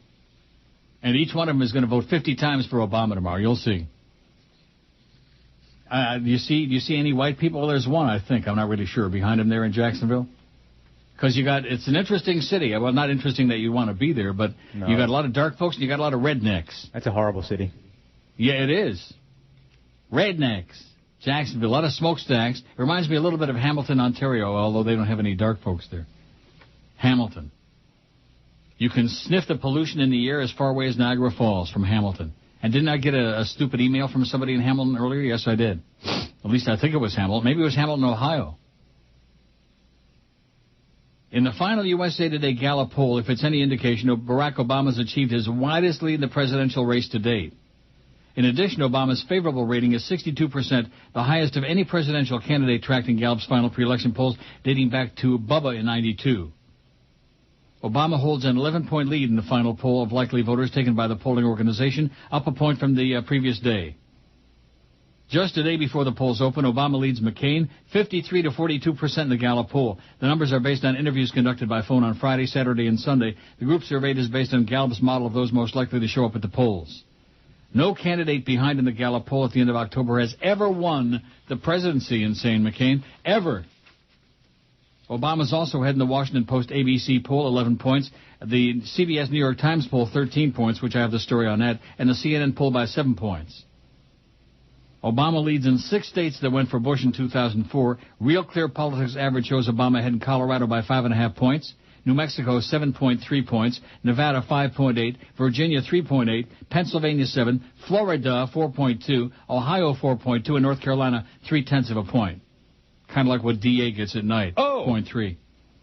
McCain leads the swing states of Arizona, 3.5 points. Georgia, 3. Montana, 3.8. Missouri, 0.7 of a point. And Arizona, only half a point. Also, Gallup says that when it allocates the 4% of likely voters who either had no opinion or wouldn't choose between Obama and McCain, it estimates the candidate's current support levels will most likely be 55% for Obama, 44% for McCain. Sarah Palin's popularity is hemorrhaging, the poll says. 45% now rate McCain's choice as poor, a worse than total reversal from a poll directly following the RNC when 60% deemed her selection excellent or good before she opened up her mouth for the first time. With that little baby. The little baby. And then started doing the wink and blink and a nod routine. Senator Joe Biden, meanwhile, retained similar numbers of the period following his selection. 60% say his choice was excellent or pretty good, whereas the same figure was 63% early September. Before he started putting his foot in his mouth, but he's used to that. Joe Biden. That's why he's been pretty quiet. They've been keeping him on the periphery. Just like W, your president. Ever seen a presidential campaign where the sitting president was like in the closet somewhere? He's in the broom closet. Yeah, Cheney too. They want nothing to do with that. Cheney came out over the weekend. Finally. With his official endorsement of John McCain and Sarah Palin. The nail in the coffin. That's right. Bob says, I like you, put little faith in the local or national polls, but here's one I think you can trust. For the past 4 elections, my wife's 3rd and 5th grade students at Plantation Key School in Isla Mirada have actually picked the winner. This year, to my surprise, they picked Obama. This is kind of strange since most of the residents of the Keys are not the laid-back liberal types who live and let live, but rich elitist part-time residents who only care about their pocketbooks. The students usually vote and their parents the students usually vote as their parents would, so I have some confidence that our man will prevail. Also, Mandis is a resident of Isla Mirada, and you know his leanings. His restaurant is excellent, though very overpriced. I'm your friend, says Bob B. Thanks, Bob. That's funny. Excellent food, overpriced. Elsa sent me Alyssa, whatever her name is, sent me an email card, e-card from Care 2. Click on the following link. And it's probably a birthday card. Click to open. Care cards. Oh, my God. Happy birthday, Uncle Neil. And then there's a thing you have to click on here to play. And I'll have to listen to it later. Thanks, Alyssa. Isn't that cute? Yep. Oh, Johnny Dark says the humper is going nuts. Dolphins are 4-4. Looks like they have a shot. Jimmy Syphilis, Big Dog, and Mad Dog actually sounded great. Can't say the same for the Hurricanes broadcast. Josie was breathless, and Don Bailey Jr. sounded like a fool. I hear Mo lost his show Late Hits on Sirius NFL Radio, says Johnny Dark. I wonder if it's the real Johnny Dark again, who turns out to be a real a-hole. Go away, Johnny. Oh, I have a spot to this. Sorry, did I fake you out? No. You're used to it by now, huh? Well, Yeah, that's what happens when I'm old and senile. I I just wait for it punching to go, and then I hit it. You what? I wait for it to end, and then I'm like, okay, we'll go. Johnny Dork. That's probably the real one, okay? Go away, Johnny. You make me nauseous, you bigoted redneck goofball, you idiot. Man, let me say it again. I'm embarrassed that I ever worked with that guy, that I ever knew him, that I ever invited him for lunch in the old studio down there. Oh, my God. What a simpleton. And who gives a crap about the damn broadcast anyway? One-dimensional. Oh, it was on the radio. It was a radio talk. Well, good. Go write your a radio newspaper, Johnny. Go do something constructive. Yeah. The sports leader. Sports leader. All right. Hi, guys and gals. I'm Alaska Governor Sarah Palin. When I'm not shooting caribou from a helicopter hovering 50 feet off the ground, I'm a 44-year-old wife, mother, and future grandmother of an illegitimate child conceived out of wedlock. But I'm also an endorser, and I'm here today to tell you folks about an exciting new perfume for you gals out there. It's called Pentecostal Perfume. Named after the religious practice I no longer associate myself with due to its controversial nature, Pentecostal perfume will make you smell divine and make you speak in tongue. It's perfect for all occasions, whether you're hunting or running or taking a field trip to the nuclear plant. Gosh darn it, this is a fragrance for all you gals. Other perfumes just pale in comparison. I'm Sarah Palin, and I approve this fragrance.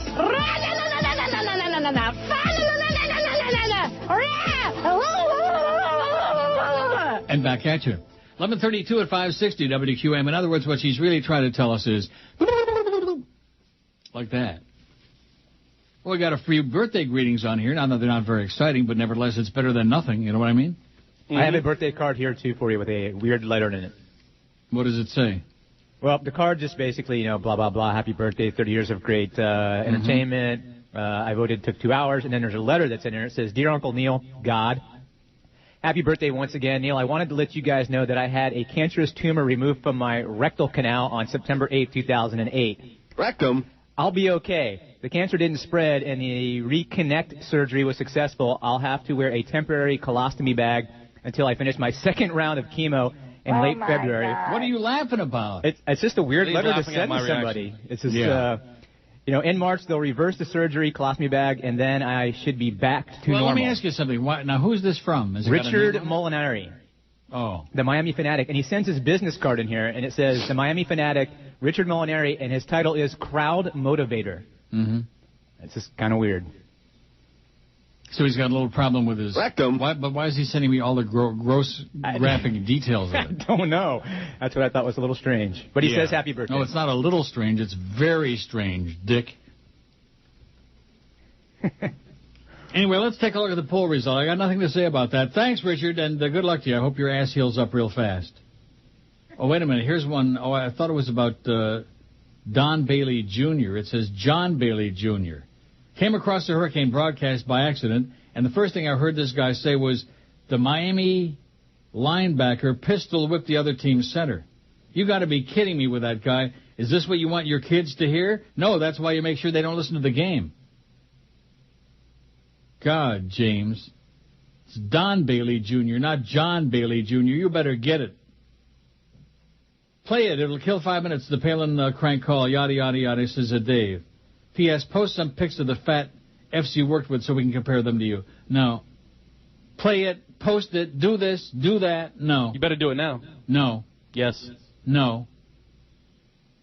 No. Ray says, just curious, if a presidential candidate croaks before the election, does the running mate automatically become the candidate?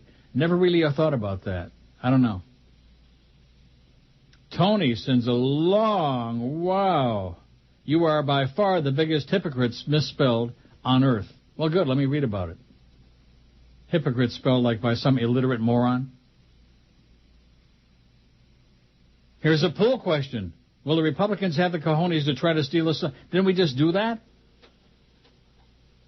What's your take on the election outcome? One of the choices, the Republicans will steal it again, right? Yes. Oh, Johnny Dork, you must have lost your sense of humor, you old fart. I knew Glenn was right about you misspelled. You treated him like Schmidt, and that's on your conscience if you had one. Go to hell, Johnny Dork. It's the real one, all right. You old fart redneck. You silly old Yahoo doodah. God. Just, they're hostile, man. It's the South Florida. See, in the beginning when this thing started with the emails, it was like a new toy, you know? And there was all this tremendous response and all these different people. And now basically it's boiled down to, you know, the nasty, hostile. The people who make South Florida what it is. An outdoor toilet. Tony E. says, wow, I think you're the biggest hypocrite ever to walk this earth, spelled like an illiterate moron would spell it. H-I-P-O, hippocrat. That last bit on Real American A-holes that don't vote but sure talk a lot of crap was made just for you. You must be the laziest, self-absorbed, fat, lifeless piece of crap to talk so much about BS about something you don't even stand for. Well, at least you couldn't stand in line for a chance to vote. All the crap you give people and you're the worst. Who cares if you admitted it? So have many murderers admitted they did commit a crime. It's just funny how fake you are. No wonder you were never able to get up out of the market you hate so much. Everyone knew you didn't have anything to say which you could back up. All you are is comedy and nothing else. Nothing else. Can't even motivate your fan base to go and vote since you're the worst example for them. Neil, go to hell with your stupid little radio show about what you yell and yell. The ratings aren't your fault but everybody else's. You have no backbone. You even criticized other radio talk shows for going satellite just because the FCC rules had changed, and now you use that excuse in management for your downturn. Don't look for excuses. All the greats eventually lose it, and you're no exception. You were once great, and now you're just a good pretender. I listen on and off, but more off than not these days. I guess you're just not real enough. No wonder you have no one in your life. I mean, a meaningful person who would dare, says Tony. Wow. Yeah, he is an expert on my life. Who would dare to be in my life? Cox ahoy, Tony, and thanks for listening. Maybe he wanted to be in your life and you said no. Yeah, probably. By the way, I have the answer to that question about the president dying. Yeah. Nothing as far as the government is concerned. It is up to the party to promote the VP nominee or find a new nominee. So it means nothing, I guess.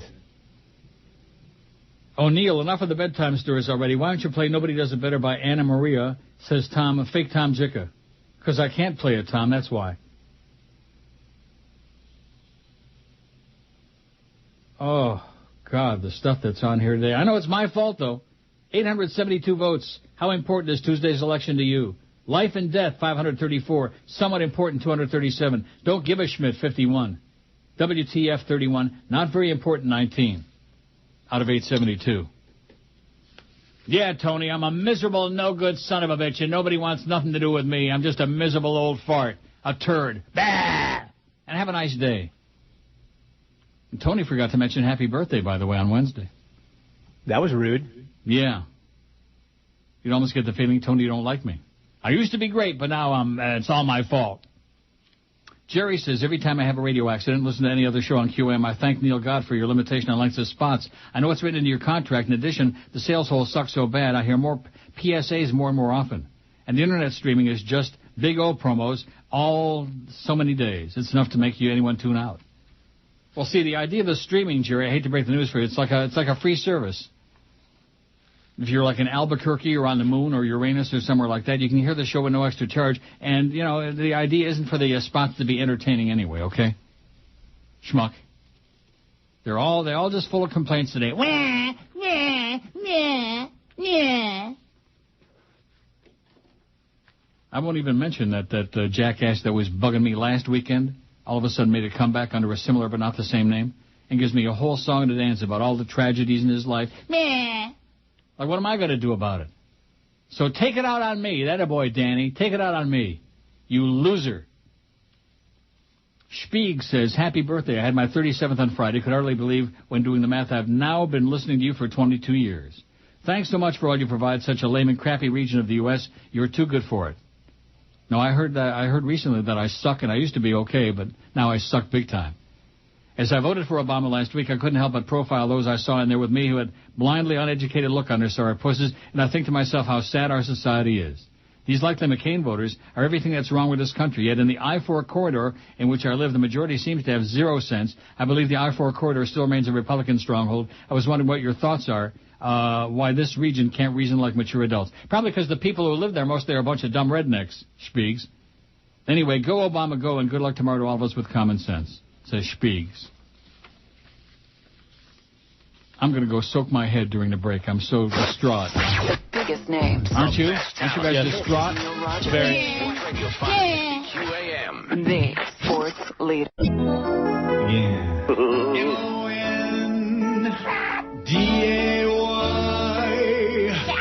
DAYSUCKS. Hola, my name is Jorge Jimenez. I am voting for Ileana Ross-Lehtinen to be my congresswoman for life. She cares about me. She is not a comunista and has been chosen to lead us by Elian the baby Jesus. It is said to have an open season is to have a strong season.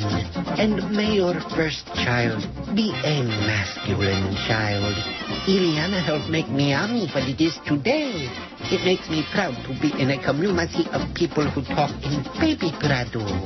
Like when we wreck our cars during rush hour. Hey, digga digga digga digga digga. Digga digga digga digga digga. Digga digga digga digga digga. Digga digga digga digga digga. Digga digga digga digga digga.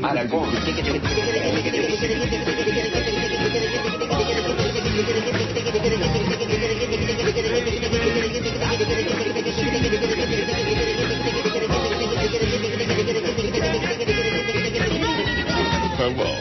I'm Debbie Waffleman Schultz, and I don't approve of this Oh, thank you, Debbie. Well, she's all over that Rachel Maddow show. Iverson's to the Pistons. What? Just talking sports with Chris. You're hearing that somehow? Yeah. Because his mic's off. Yeah. Yeah, but I'm hearing him through your mic. My mic was off, too. Okay, that's weird. Well, somebody's mic was on. Huh. You know, you're doing a lot of talking today, but most of it is off mic. Interesting. Flea. Yeah, no, not really very interesting. No. Although more interesting than this email, here's what I just got during the break. Happy birthday, Neil. What racetrack did Ring-Eyed Pete race at? Harness quiz, it says. Come on, Neil. Let's see if you get this one. And here's my answer. Don't know, don't care. Ring-Eyed Pete. Oh, my God. Can you believe that? Day before the election. Presidential election tomorrow, boys and girls. The election of a lifetime. We got 80 billion people out there on our poll say it's like life and death. And I get an email about harness quiz. What racetrack? Hey, what racetrack did Bucky Dale race at, huh? You schmendrick, you idiot. Tampa harness Bay Downs? Trivia. What? The Tampa Bay Downs? No. Tampa Bay Downs is not a harness track, schmuck. Yeah. Mr. Racing Expert. I know nothing. About And racing you know what? or? In general. Oh, okay. Yeah, we know that. And now they're evidently doing some work in the unit next door to mine here. All day. Hammering, banging, clanging. You hear it? Mm-hmm. And as soon as I said that, they stopped. Stop! Bob in Plantation says, long-time listener, second-time emailer. Happy birthday, May returns. Thanks, Bob. I voted yesterday, spent a whopping 5 hours waiting to vote for Obama, along with my wife at the West Broward Library in Plantation. I had no choice but to wait because my wife and I will be in Mexico City to service a client and not return until after the general elections are already over. They'll be in Mexico City. Oh, my God. I sure hope you come back alive, Bob. Yeah, that place is a pit. You been there? Yeah. And? It's horrible. But you came back alive. Well, what's so bad about it? Besides the water and the food? And the people. Other than that, it's great. Well, what's wrong with the people? Yeah, you can get kidnapped or mugged, and there's a lot of people living in, like, shanties. It's pretty nasty. Yeah. I thought up a new jingle that Vocabri may want to pursue. It says it's an oldie by Carly Simon that I renamed. I haven't got time for McCain. Best regards from Bob and Plantation. Thanks, Bob, but it's a little... by the time you would make that, would be a little bit late. Haven't got time for McCain. I can hear it now, can't you? Well, there is a chance that he wins, and then you can play it all, for 4 years. God, you're such a... No wonder you and Jolly Joe are so tight. Well, if he does win, I'm moving to Vancouver. Yeah. 900 votes even on the poll. Our goal is 1,000 today. For Flea's poll or Fat Boy's poll, whoever's poll it is. Whoever wants to take credit responsibility. I'll give it to Chris. Oh, you're too kind. Oh, I got an email here with Peter from Boca, who I think we already heard from earlier. That's okay. Send 10 emails if you have something to say, because nobody else does. God, it's downright terrifying. It's terrifying. How important is Tuesday's election to you? 900 votes. Life and death, 549. Somewhat important, 244. Don't give a Schmidt, 53. WTF, 33. Not very important, 21. Out of 900 vote on Fat Chris's poll. Okay, let's see what this very important Peter from Boca says. Bigots in hiding is the subject. It says, this election more than any other election has revealed more about people's racist side than I apparently ever knew. Many of my friends and or acquaintances have showed me a side of their persona I didn't know existed until now. I thought that all these people were rational, intelligent, articulate folks. That is until Obama decided to run for the presidency. Like you, I've never received so many emails filled with hate and racist crap as I have since Obama began his run for the White House. I get numerous emails daily from these people, and they think that they're funny, and I might find humor in them, too. I don't think they're funny at all. Neither do I, Peter. The one I got this morning, I wouldn't wish on Heinrich Himmler. Just sick, twisted hate. What scares me most is these people appear to be very normal and generally do not show the side of their bigoted personality to me. I'm sure you've heard this hidden undercurrent from many people over the past few months. I hope that the numbers are small and they don't become an upsetting factor in tomorrow's election. If most of America really feels like this behind closed doors, we are doomed as a nation. We'll never achieve the equality we claim to possess as a nation. We'll just continue to slip forward toward a future that offers only white Anglo-rich men a place at the top. Everyone else is just a pipe dream. It's going to get really ugly in the U.S. if the GOP steals this one tomorrow. Hell, they might have to steal anything if the bigots come out in record numbers. I hope I'm wrong, says Peter. Well, I hope you are, Peter. There are plenty of them out there, though. Plenty of hate. Vinny says, thanks for all the free entertainment throughout the years. No matter what you say, I like it. Well, I used to be pretty good, Vinny, but now all I do is comedy, And, of course, I don't think we can do any comedy anymore, so I ain't got nothing left. But it's my fault. I'm old and feeble. Just think in 2 days, the worst president in history will be replaced by possibly the best ever. I voted for Obama, but they wouldn't let me vote more than once. But I tried. Thanks for taking my email. Have another 66 years of greatness. Love, Boca Vinny. Thank you, Vinny. See, there actually are some people out there who want to, extend a hand of the gland of friendship. Just a little something, a pat on the back of my old head. A little something. Good boy. Oh, here we go from Hazel Park. Very good. Hazel Park, Jackson Raceway, Northville Downs, Bucky Dale with the great Francis J. O'Hare. Great. Who cares? Harness Trivia. I know who that's from, too, by the way, that loser. Neil, you really need to read this. I checked this out with Snopes, and it's true. Snopes actually goes into more detail. McCain surely is a piece of garbage. Oh, this is all the stuff about his first wife and about how she got wrecked up in that auto wreck and about how he came home and saw her in that condition. We already know a million times we've been into that, right? McCain and the first wife? Yep. Oh, God. The candidates' answers to the top 14 science questions facing America, and here's a link. Delete. What? What do you? And the thing with you is you keep chuckling off mic in the background. My mic is on, I think. I know the lights don't work. Yeah, but you're like chuckling it like on another planet. Hey, man, I'm sorry. I'm sorry that I think some of the things you say are funny. Yeah. When's that going to start? Even though you said my email sucks, I want to wish you a happy birthday. You're still loved. Thanks, Phil. Okay, thanks, Phil. Go away. Go away. Enough. Enough sucking around, okay? See, they feel sorry for me because there's so little response here today on these damn emails, which I thought was going to be bigger. It was going to go over bigger than Mary Tyler Moore, but it isn't. 903 on your survey. You'll make the 1,000 easy. Just relax. Or maybe not. I don't know. We'll do it. Senator Barack Obama is trouncing John McCain in the latest CBS New York Times poll by a margin of 13%. Oh, my God. That's 3% more than the Gallup poll released Saturday, in which Obama took the biggest Gallup lead ever over McCain. That was 10 on Saturday, 11 points yesterday. With 2 days left until a presidential election, meaning yesterday, Barack Obama continues to lead McCain by 13 points among likely voters, 54 to 41%, CBS writes. The margin in the new poll released Sunday is identical to that in a CBS News poll released Saturday. The number of undecideds are dwindling, with more than 9 in 10 of each candidate's voters now saying they've made up their minds about who to vote for, not likely to change. Just 7% of Obama voters and 8% of McCain voters say they still might change their minds, and only 8% of likely voters are uncommitted. The uncommitted voters are mostly white. More than half are age 45 or older. Just over half are men, and most live in the Midwest and South.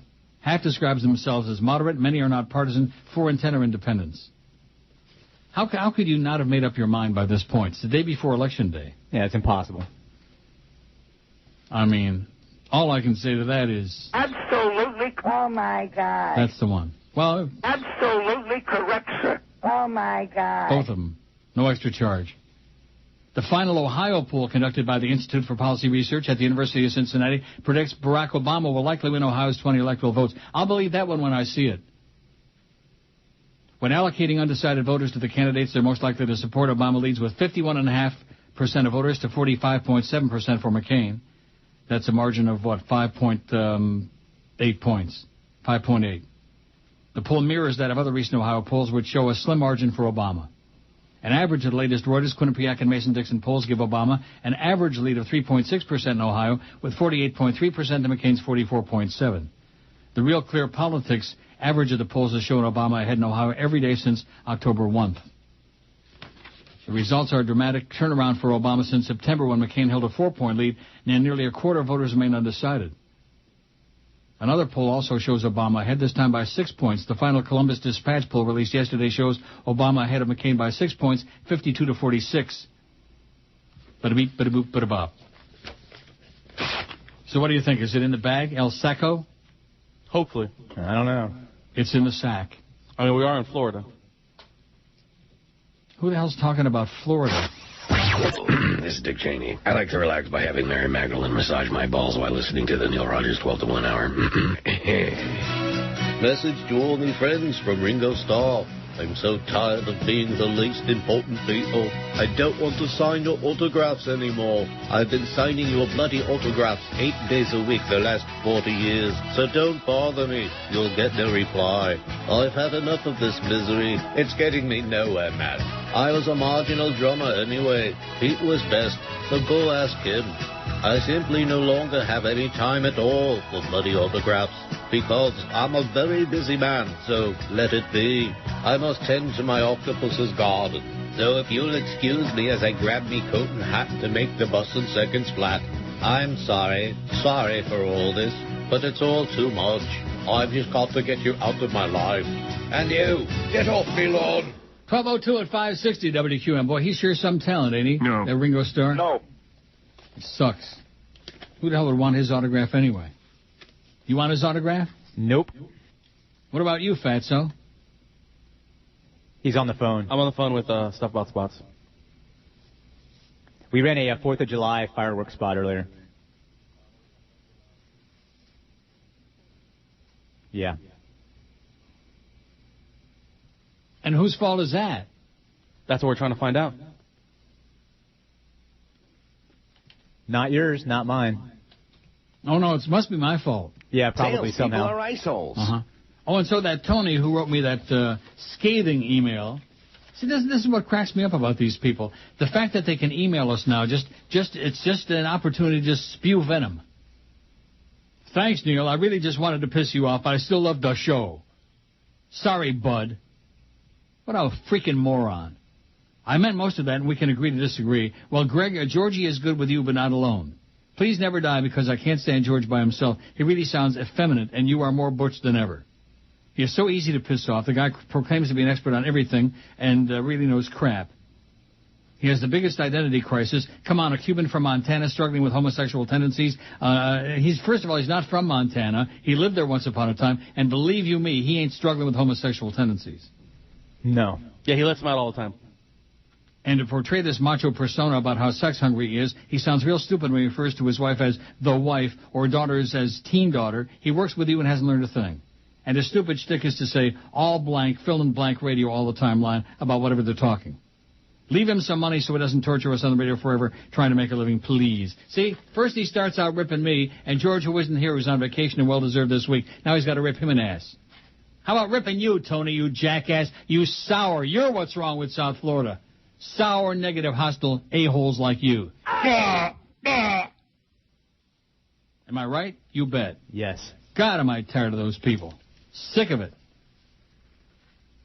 If I would have still had to have lived down there, man, that's the one thing I kiss Greg Reed's kneecaps for, man. In fact, he let me do the show from out of town. From anywhere. Anywhere but South Florida. ABSF. You know you love this place. I hate it. Despise it.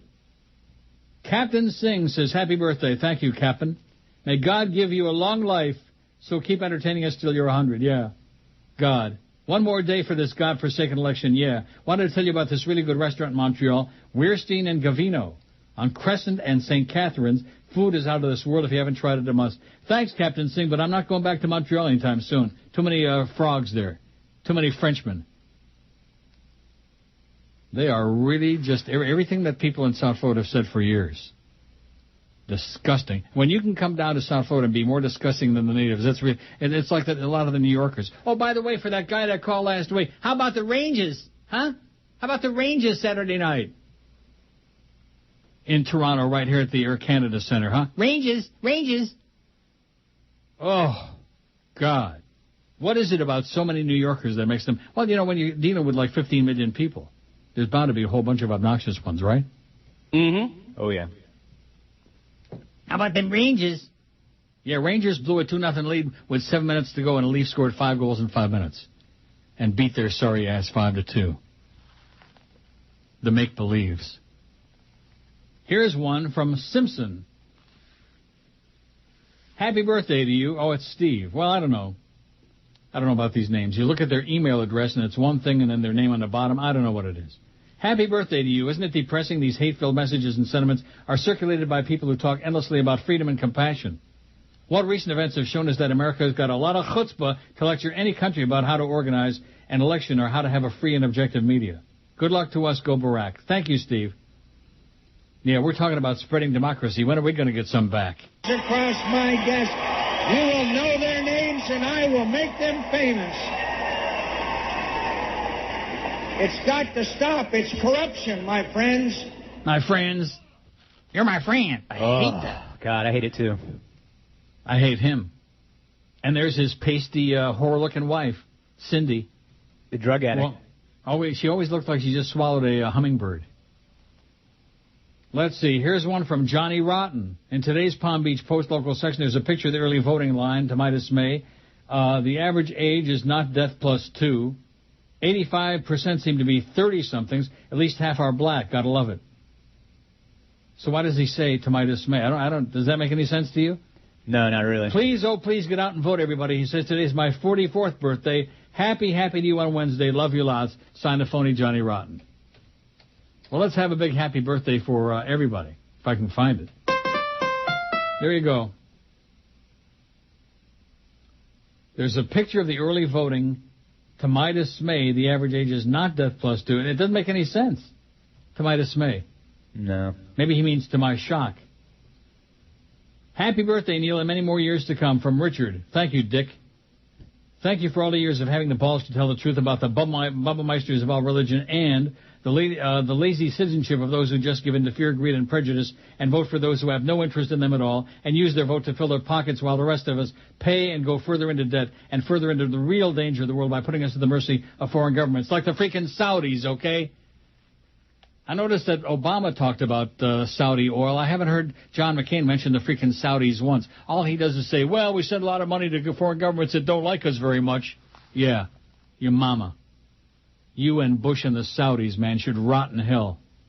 You're a breath of fresh air. I wish you many years of good health, continuing on the air for a long time of our enjoyment. Go Panthers, go Leaves, ha-ha, says Rich in Hollywood. Yeah, Leaves had a nice game in Carolina last night. Not. But that's okay. They beat the Rangers on Saturday in a rousing come-from-behind 5-2 win. Here's a picture of Bush with no head. And here's evidently the same picture again. No, it's a different one.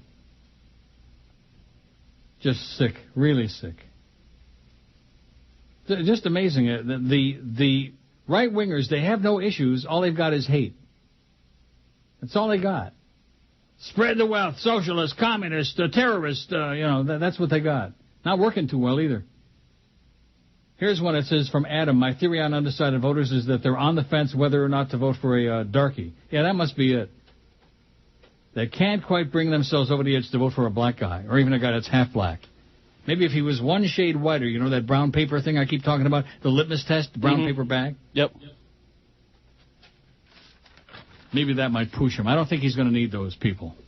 I think we're going to do just fine. And we damn well better do just fine, because otherwise, if McCain by some miracle steals the election tomorrow, and that's obviously the only way they could win it, Wednesday I'm taking off for my birthday. And what's going to happen then? Who's going to do the show, guys? You guys. Yeah, sure. I'll do it. Okay.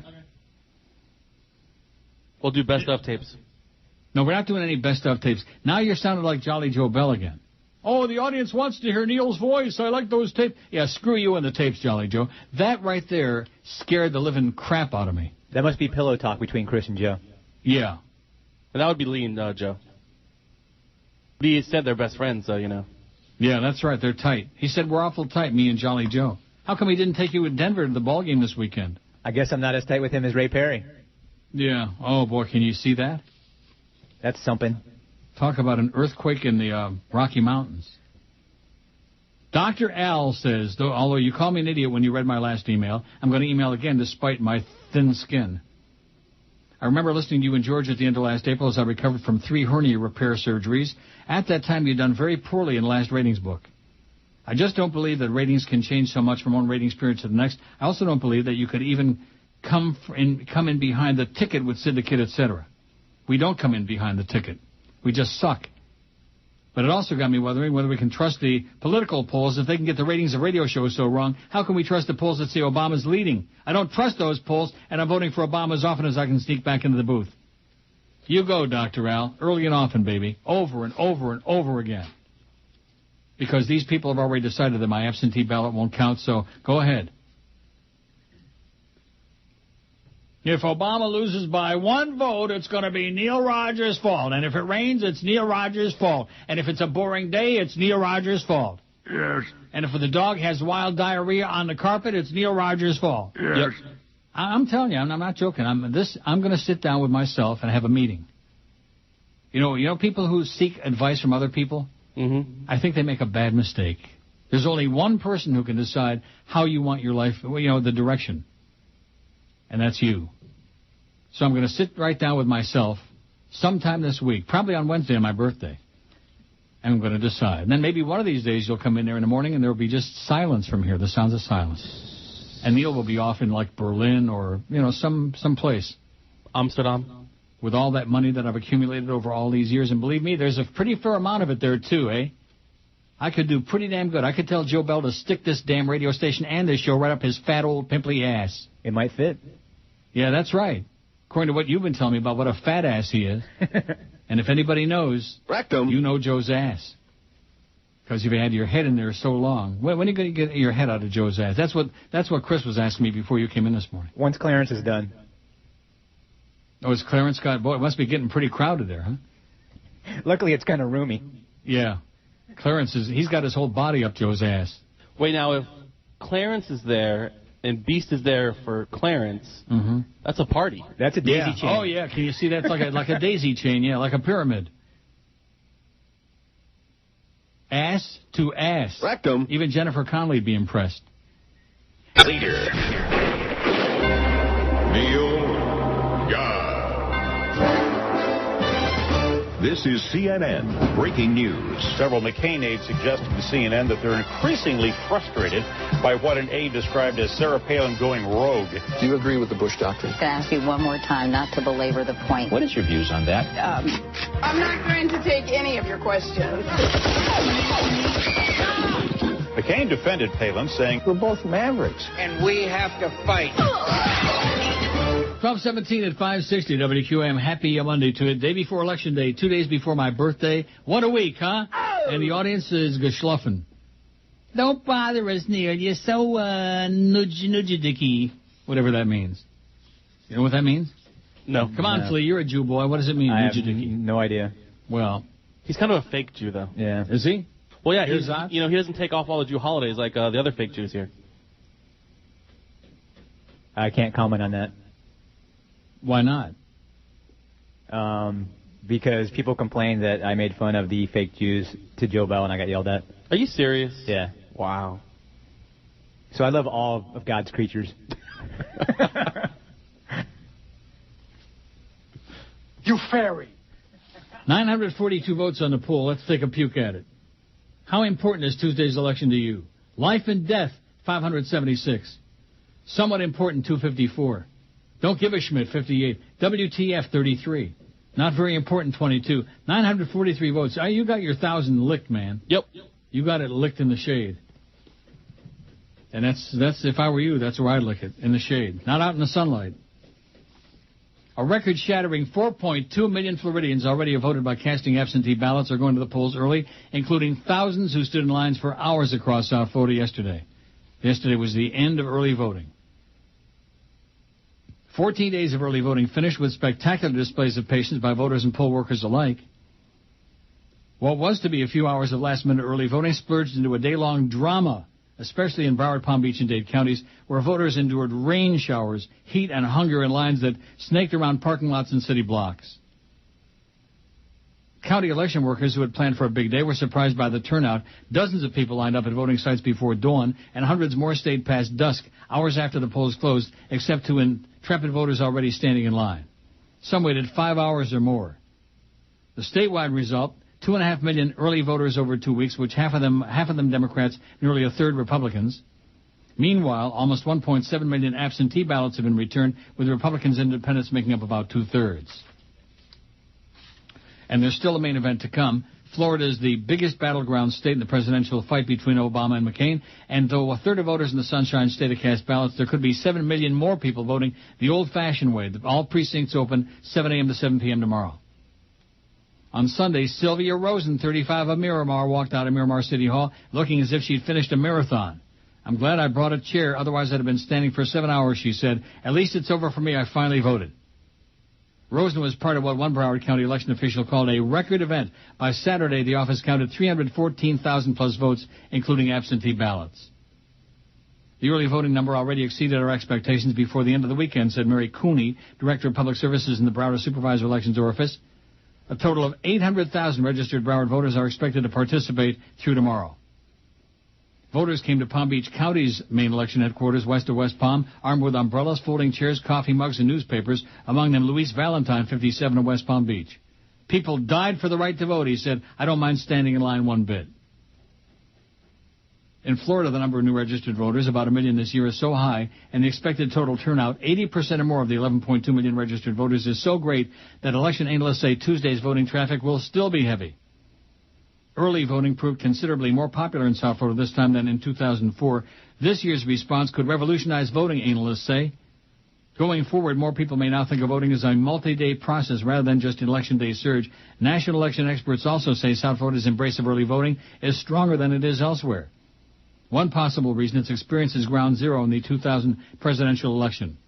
Warranted or not, Florida voters are acutely aware of past problems with votes not being counted and are concerned that something can go wrong on Election Day, said Dan Seligson, editor of ElectionLine.org and Election Information Project of the Pew Center on the States. While election officials have taken a cheerful view of the high turnout, others are less optimistic, said Judith Brown Deannis, co-director of the Advancement Project, a voter advocacy group. We're not prepared for this kind of engagement in our democracy. These waits and lines are serious because some voters don't have the opportunity to wait. Yeah, I mean, is it rocket science to say that, people shouldn't have to wait in line 4, 7, 10 hours to vote? No. That they're all the precincts ought to be open all the time. Oh, well, it would take so many more workers. Well, big deal. If it's that important, then let's get all the precincts open all the time.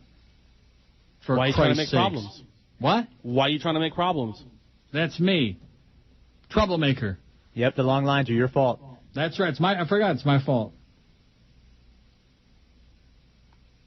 Oh, my God. What is this? From the fake Sergio Pereira.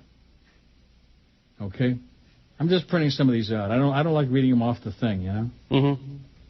Oh, and here's another one. Wow. Small type. Teeny, tiny type. I'll print them out. Not a lot of them, though. Just a couple. A couple here, a couple there. They're a mum. They're all sitting back waiting, I guess. I don't know. Is that a good excuse? Yeah, it's the calm before the storm. I forgot, though. It's my fault. Yeah, pretty much. Tomorrow during the show, we can get spy reports. We can get people giving us reports of where they voted and how many people were online, and et cetera. Sounds good. It won't happen, but, I mean, we could. Here's one from Mark. These are all chopped off on a right-hand margin, by the way, and George has still never effectively told me how to get rid of that. The stories I print out, I have no problem with the right-hand margin, just fine. But the emails, forget about it. I think that's your fault, too. Yeah, of course it's my fault, because I'm computer illiterate. I'm a moron. Mark says, Neil, I've been working the phones and going door-to-door for Obama for a month or so because my financial situation wouldn't allow me to donate money to his campaign. In the last 8 years, I've become a member of the working poor trying to make ends meet, and now I'm in danger of losing my home after raising my kids here for almost 20 years. I just couldn't sit and watch from the sidelines while the Republicans stole another election. I've been surprised by some of the people I've met who are supporting Obama, like some old Cubans who always considered Democrats socialist or worse yet communists. Now even my 85-year-old mother-in-law, who's a widow of Bay of Pigs veteran, is voting Democratic for the first time. Every time she sees McCain on TV, she says, "Hijo de puta." I've also noticed that even the ones who are still hard-ass Republicans have children who are voting for Obama. I don't know if you've heard, but even the Cuban American National Foundation, the organization that was founded by Jorge Mascanosa, is backing Obama. Maybe there's reason for hope after all. Keep your fingers crossed. I couldn't resist the temptation. I put a sticker that says I voted for change on one of the McCain signs I passed while I was out canvassing, then put a little bounce back in my step to ease my aching feet. Have a happy birthday. Hope we'll be celebrating tomorrow night. Me too, Mark. Do a good job. Good luck to you, Mark. You'll need it. 9:57 on the pool. Maybe this hour we go over 1,000. Wouldn't that be something? Wouldn't that be a real feather in Joe's fat ass, huh? Something like that. Here's one from the fake Sergio. Oh, I see. I got the wrong name. I thought it was Sergio Pereira. Sergio. On the road back yesterday from a weekend trip to Orlando, I listened to the Dolphins radio broadcast. Jimmy Syphilis isn't just a clown. He redefines the word horrible. I can't stand this man. I listened to the game broadcast while in the stadium for home games. I'm glad the crowd noise and radio static drown him out most of the time. Mad Dog and Joe Rose are great, but Jimmy has to be stoned to death or worse. Lousy play-by-play guys in this town, halfway decent color guys such as Tommy Hutton and the aforementioned Mad Dog and Joe. Play-by-play guy Eric Reed from The Heat is okay, not the best, but something than the rest. He's pukey. He talks through his teeth. He's affected. I hate that. P.S. The other day I saw the Marlins guy, Rich, whoever on Sun Network, doing a girls' college volleyball game. Proof positive. Yeah, that voting for Obama, says Sergio. Yeah, that's where Rich Waltz belongs, on the girls' volleyball. Badminton would be good. He's another one. Sucks watermelons, man. Rich Waltz. Horrible. Awful. Sucks gigantic cantaloupes. Neil, God.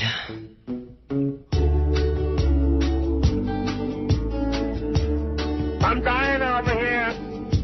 I joined the Nazi party. They used to call it the GOP. And I strongly agree with right-wing policies, so they won't be coming for me. So I went to the Nazi party, convention held in the Empire State. For 9/11, thank the Saudis, give their hands a shake, and dance on the grave. I'm reading Mein Kampf now, the Bush Doctrine as well.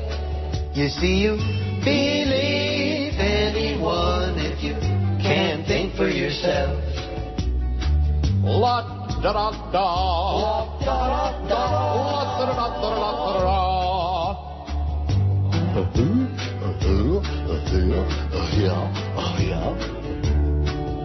entertainment at the Nazi party was appropriately Christian and white. There was David Duke and Clear Channel approved Lee Greenwood and Toby Greenteeth Keith. I'm watching O'Reilly now and Ann Coulter as well.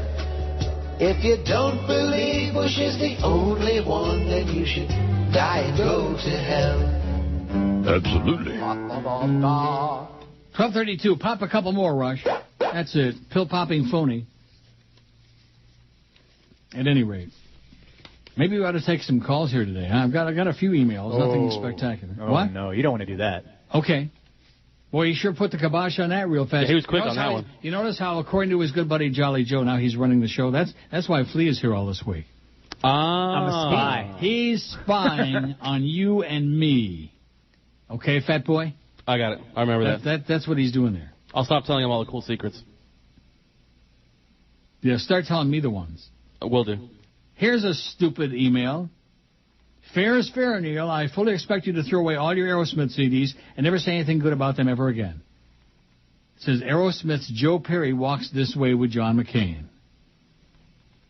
Perry says national security and economic woes have prompted him to split from the rest of the entertainment world and throw his support behind John McCain. Who gives a flying crap about Joe Perry, okay? And I still love Aerosmith, and I'm not throwing anything away. How do you like that? You got to do this, and you got to do that. See, I didn't know when I started with the emails that it was going to be like an instruction vehicle where everybody can tell me how to live my life and what to do, what I got to do this, and you got to do that. Got to move up and not down. Exactly. Etc. Isn't that something that Fat Zach destroyed the Joe Rose show as we used to know it? Oh, we're going to send you that as your birthday present. And what's with that Danny boy? My God. Is he ever going to have enough money or what? Never. He's like a disease. He's everywhere. He's like a creeping, spreading disease. But nevertheless. And what's with those lips, Danny, huh? He's getting to look more and more like Cesar Romero in Batman. Wow. The Joker. And do we care that Joe and Danny are going to have lunch again on Friday? Those two take showers together still. Did you know that? Gee, I wonder where they're going to have lunch. Anthony's Joe Rose. Pizza? Yeah, that's right. Joe Rose and Dan Marino still take showers together. After the game. Not that they're playing in it, but, you know. It's a way to celebrate. Can you imagine yesterday after that big Dolphin win out there against that little girls team with that quarterback Jay Cutler? You just look at him. You look at him and the word loser is written all over his face. You know what I mean? He looks like about a 10-year-old kid. Yes, he does. It's pathetic. I made that comment yesterday. Who made the comment? I did. Really? Yep. And he plays like a 10-year-old kid. But we won the ball game. We're really great. Oh, my God. Why can't they be honest and admit that they beat a little girls' team? Hey, and when you were a little girls' team last year, you'll take it. What's with this schedule that all the AFL East have got? What is with the games that these teams in the division are playing? Even the Patriots, who went undefeated last year in the regular season, even the freaking Patriots are playing a lot of little girls' teams. Just the way the schedule goes. Kansas City and Denver. Oh, my God. The Jets. Now, let's see. The Jets beat Buffalo yesterday, right? Yep. Yeah. Come to find out that the Bills, who started out so big, they're not so good after all. The Bills. That's your team, isn't it? No, it is not. Yeah, I know. Used to be once upon a time when I worked in Batavia. Are you going to go when they play in Toronto? No, I'm not. But now, again, for the 8 millionth time, let me ask you this question. Why would I go to that game? What would be the reason? Because it's an NFL game. No, I'm asking Flea, who I just asked me a stupid question. Am I going to go on December 7th? Why would I go? Maybe you like going to football games. No, I don't. Oh, okay. Then don't go. So I can sit in the middle of a bunch of drunks? Although I would imagine the crowd here is probably a little bit more refined than South Florida fans. Drunk, loud, rowdy, obnoxious, fist fights. There are a lot of people who go to the games just to watch the fist fights, like when the Jets fans come in, you know? Mm-hmm. To watch the brawls in the stands, which is usually a lot more action than there is on the field. Listener in West Palm says, I have to concur with the person who wrote about the commercials. I've sat through 8-minute breaks. The show comes back for 5 minutes, and then right back into another 8-minute break. Not on this show. They're talking about the sports shows. I like Joe Rose, Mandage, Geldy, and Curtis, but I hate interviews with coaches and athletes in general. Why does Big O interview some unknown athlete from another team that the Dolphins are playing? What are they going to say? Some of the media people and bloggers are all right because they say something, but in general, athletes are uninteresting. Drew Rosenhaus is okay. Ugh. But does Joe have to spend 3 minutes every week asking about the ladies when Drew won't... When Drew won't say anything? Who cares? That's right. That's what it says here. Who cares about Drew and the ladies? Hank had it right when he said management turned that station upside down for the talentless Mo. Zimfer was far better with Mandich. I like him on Sunday mornings with Curtis. Zimfer's on Sunday mornings with Curtis? Yep, on the Sunday Morning Sports page. Yeah, they do a segment together. Well, how come nobody ever told us about that? We have to get it from an emailer. I would have told you about that if I knew you wanted to know. Well, Zimfer was damn good. Yes, he is. And with Mandich, he was outstanding. And he's a very nice guy, too. How do you like that? And no luck yet, Jim? No, he's still locked in the closet down there. Yeah, let's hear Jimmy Syphilis laugh like that one time. Hey, Jimmy. You fairy.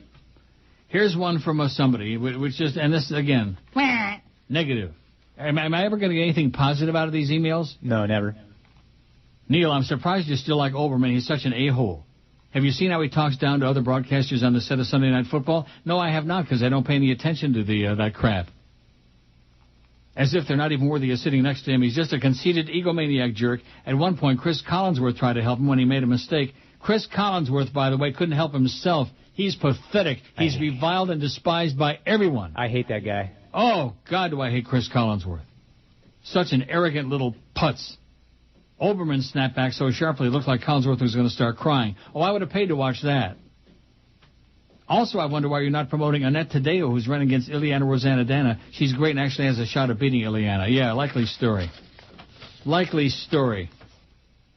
She's going to beat Ileana Rosanna-Dana. So there we go again. Hostility, negativity, and do this, do that. How come you're not doing this? Do it. You're wrong, you're bad, you're evil. You suck.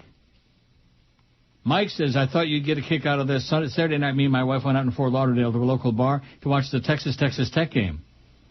I found myself sitting next to an obnoxious person. He was going on and on about how Herb Street is doing a great job announcing the game, and this is Herb Street's breakout season. I actually started talking to the guy about the game, and he asked me if I listened to your show. He goes on to inform me he's the Herb Street guy who emails me all the time, and you and he are actually friends. No, we're not. I said to him, I listen to Neil, and every time you email him about Herb Street, he goes crazy. He told me it's just a bit and you guys are tight. Right. I know the guy is nuts and was pulling my chain, but I figured you'd get a kick out of this. Keep up the great show and go Obama, says Mike. Thank you, Mike.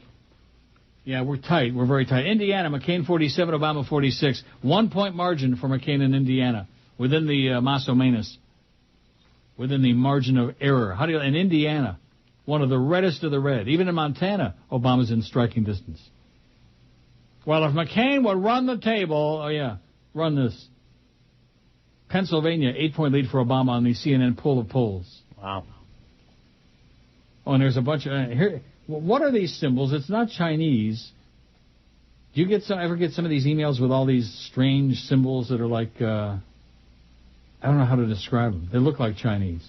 It might be a Mac user sending you something and they don't have words. I was going to say, yeah. Oh, is that what it is? Yeah. Sometimes, yeah. Mac. Well, Mac on this, okay? Beast uses a Mac, and he'll send me like stuff for the hurricanes, and I'll have all these weird symbols on it sometimes. Yeah, figures. He's such a putz. Just remember these two words when you go to vote, says Holly. President Palin, Barack the vote. Tomorrow, people.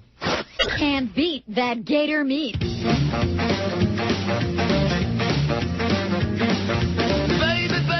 OJ's going to jail. All right. Baby, OJ's going to jail. For the robbery and that is the verdict, got him nailed.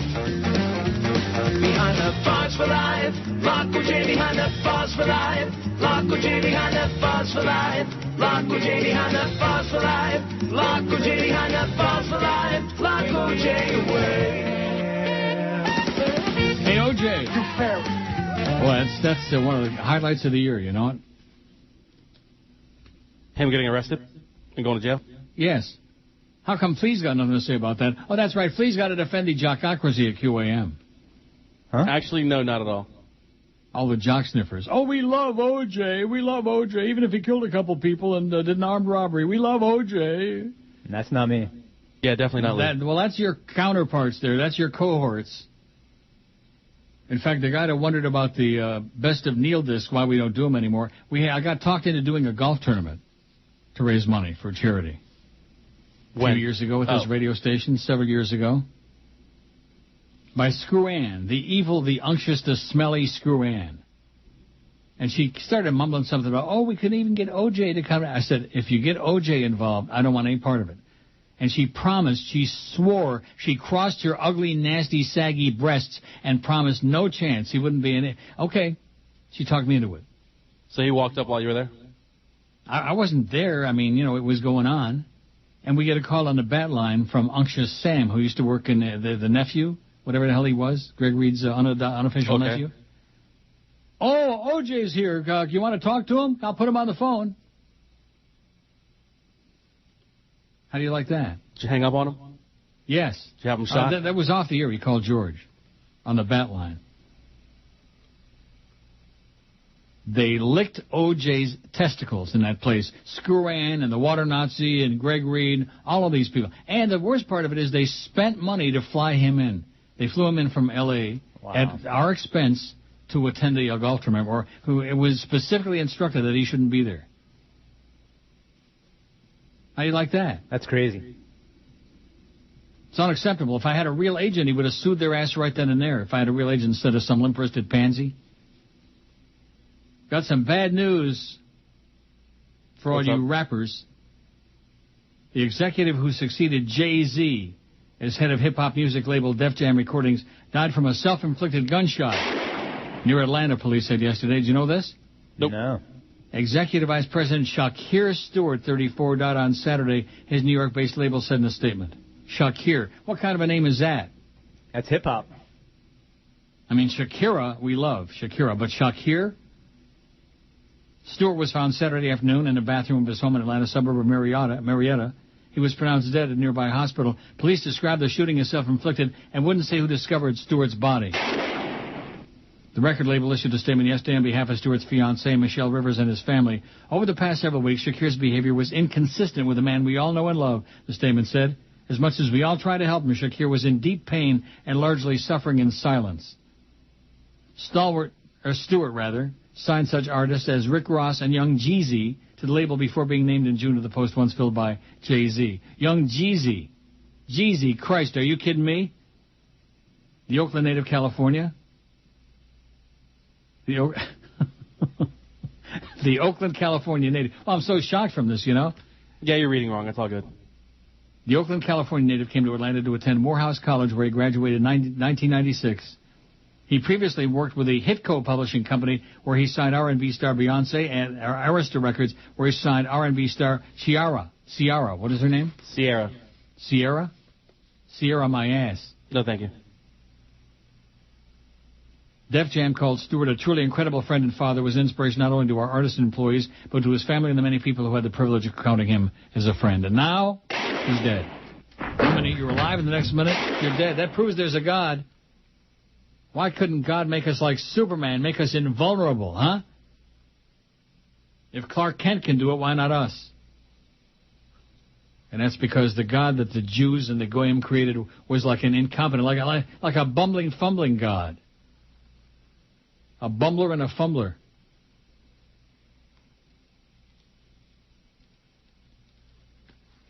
Okay, yesterday, says somebody. Who was this from? Some guy. Somebody. Yesterday I was having what I thought was a fairly decent conversation with a woman, and suddenly she started telling me about her view of the election. She went on to say that if Obama won, she would not go anywhere near Pompano Beach or any other hood with a good population of black folks because they would be going crazy in the streets. How in the world can some people be so effing stupid? You have to ask.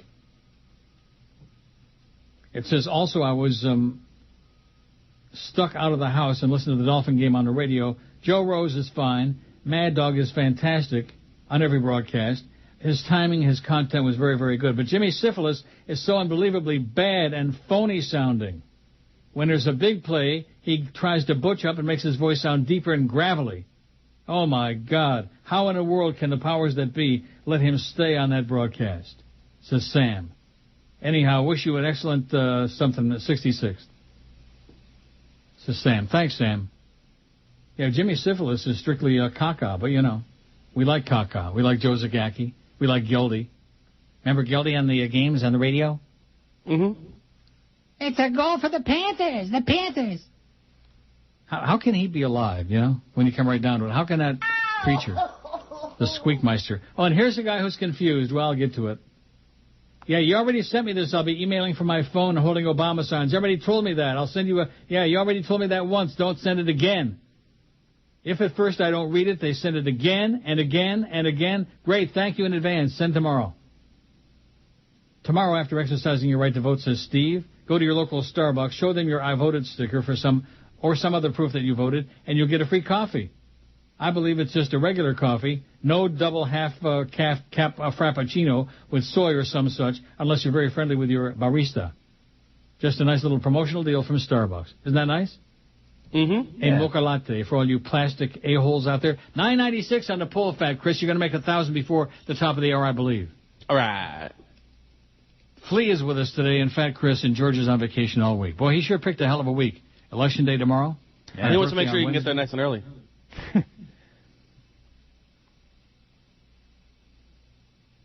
Now, Edward says, is yes no or is no yes on Constitutional Amendment number 2, the Florida Marriage Protection Amendment. Yes means no gay marriage. No means no bigotry. Vote no on Amendment number 2, unless you're a bigot. Well, it is Florida. This amendment protects marriage as the legal union of only one man. And by the way, they got to get 60% because it's a constitutional amendment. They got to get 60% to vote yes to approve this. No way it happens. The amendment protects marriage as the legal union of only one man and one woman as husband and wife, provides no other legal union is treated as a marriage or the substantial equivalent thereof shall be something recognized. It's chopped off on the right hand. The direct financial impact of this amendment will have on state and local government revenues and expenditures cannot be determined, but is expected to be minor. Yes means no gay marriage, and no means no. Yeah, yes means no, and no means yes. Vote no on number 2. Okay, Ed? Vote no on Constitutional Amendment 2. I still don't understand. Why in the world does it make any difference to heterosexuals whether gay people can get married? Oh, well, they're going to be promoting their agenda, you know. Yeah, sure. Adam, who has no life at all, picking up where you guys are trying to, like, smear me, says, if you do change your mind and you want to go to the Bills Dolphins in Toronto, have an extra ticket with your name on it. Get a life, Adam. Go find a friend. I have Go no find life. some homeless slime ball on the street corner somewhere. 1,000 votes. We got 1,000 already, so we can go home. 1,001. I'm just exhausted today from trying to prod and poke these people. I mean, I don't understand it. This is just out of the blue. It must be because George ain't here today, huh? Probably. Although the day he was out sick last time, we had a phenomenal response. Phenomenal. Caught him by surprise. Caught him off guard, I guess. Off balance. And look at the countdown. 1 day, 5 hours, 5 minutes, and 26 seconds before the polls close. 1 day, 5 hours. They're counting like, for the polls that close at 6. Where the hell do the polls close at 6? You got any idea? No, I'm trying to think. I don't know. In Florida, they close at 7. We know that. Somewhere the polls must close at 6. Well, that'll be good. Tomorrow night, get a big tub of popcorn, about, Joe Six-Pack. Get a couple of six-packs for Joe Six-Pack. And maybe invite, what's his name, over to the house, too? Joe the Plumber. So whose coverage are you going to watch? MSNBC. As far to the left as the law allows. I'm going to be very honest with you. I told you this last week. I'm embarrassed for them. I mean, what's good for them? Because they're so blatantly biased. Give me some straight news. You don't have to try to be like Fox left. You got Fox right, MSNBC left, and CNN like wandering in the middle with that damn obnoxious Wolf Blitzkrieg. If it's good for Israel, it's good for CNN. Yeah, sure. Cox ahoy's, Wolf. Neil, I feel because the economy is in the tank, the real reasons you and I and many of our listeners support across-the-board change in power is being greatly obscured. Obama never had to put the spotlight on the Republican support for abolishing our civil rights, our rights to privacy, our protection from illegal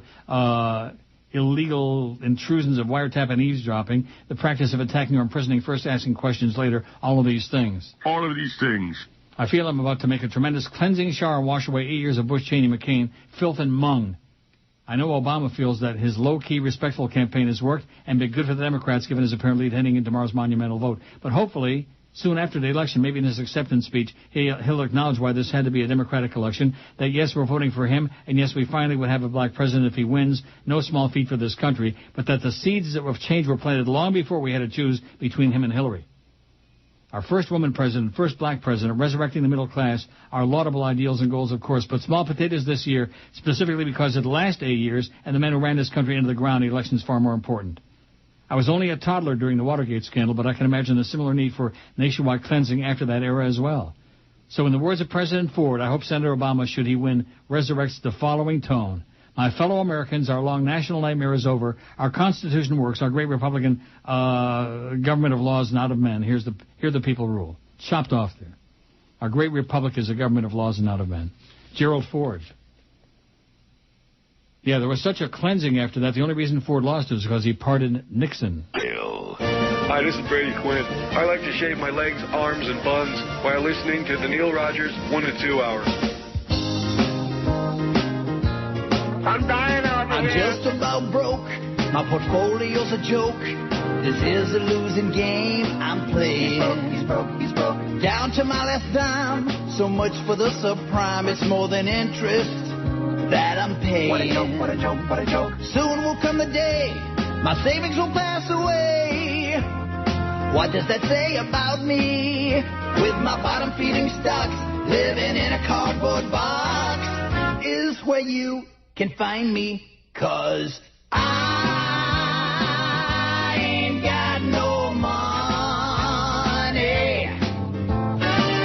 No money to my name. Ain't funny. Who's to blame? I'm so mad at Congress.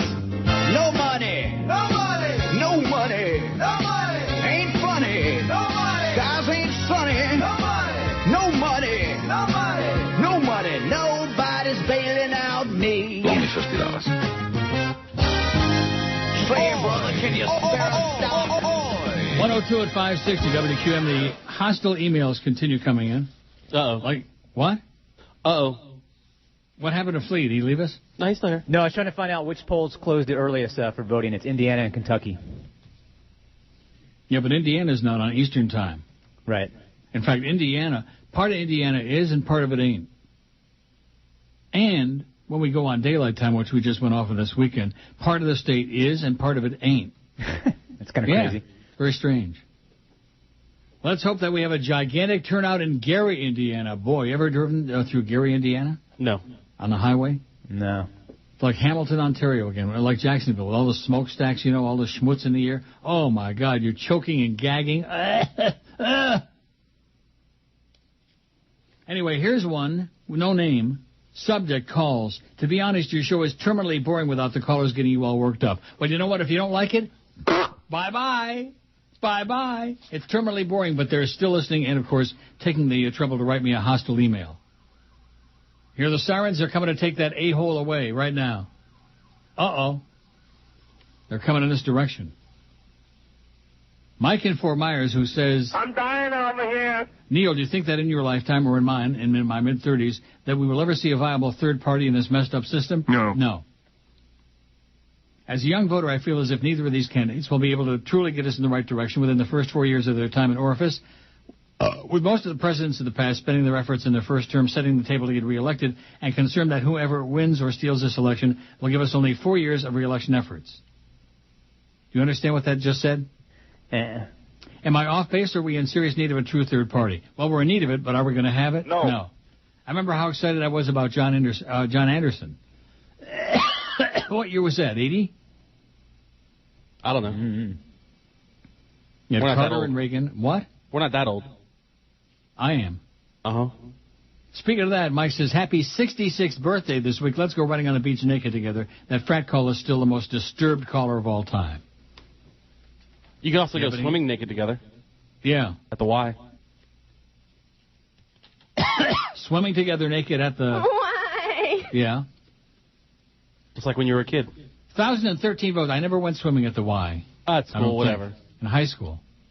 I went to the JYMA, the Jewish Young Men's whatever it was. You ever go to the JY, Flea? No.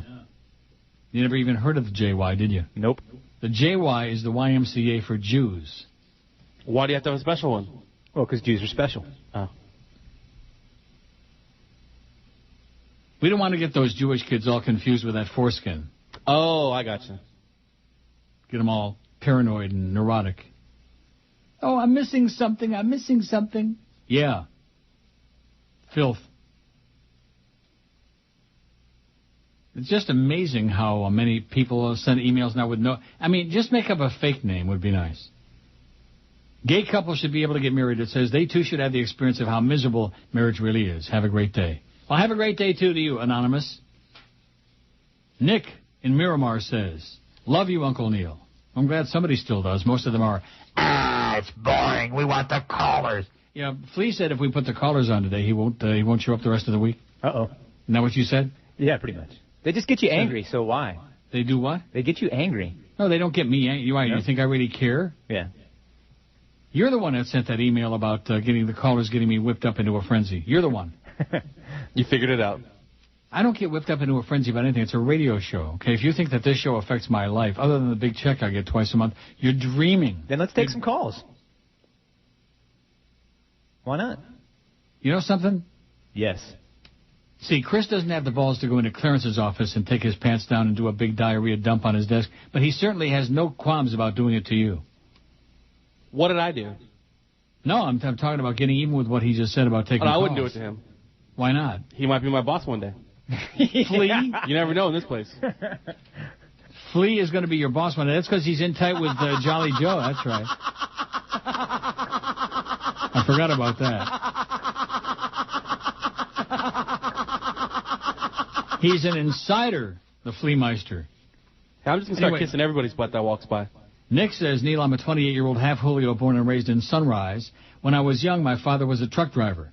I would ride along and listen to some great talk radio on 610. The best, of course, being you, of course. Though Phil was sure funny for a while. Are you sure?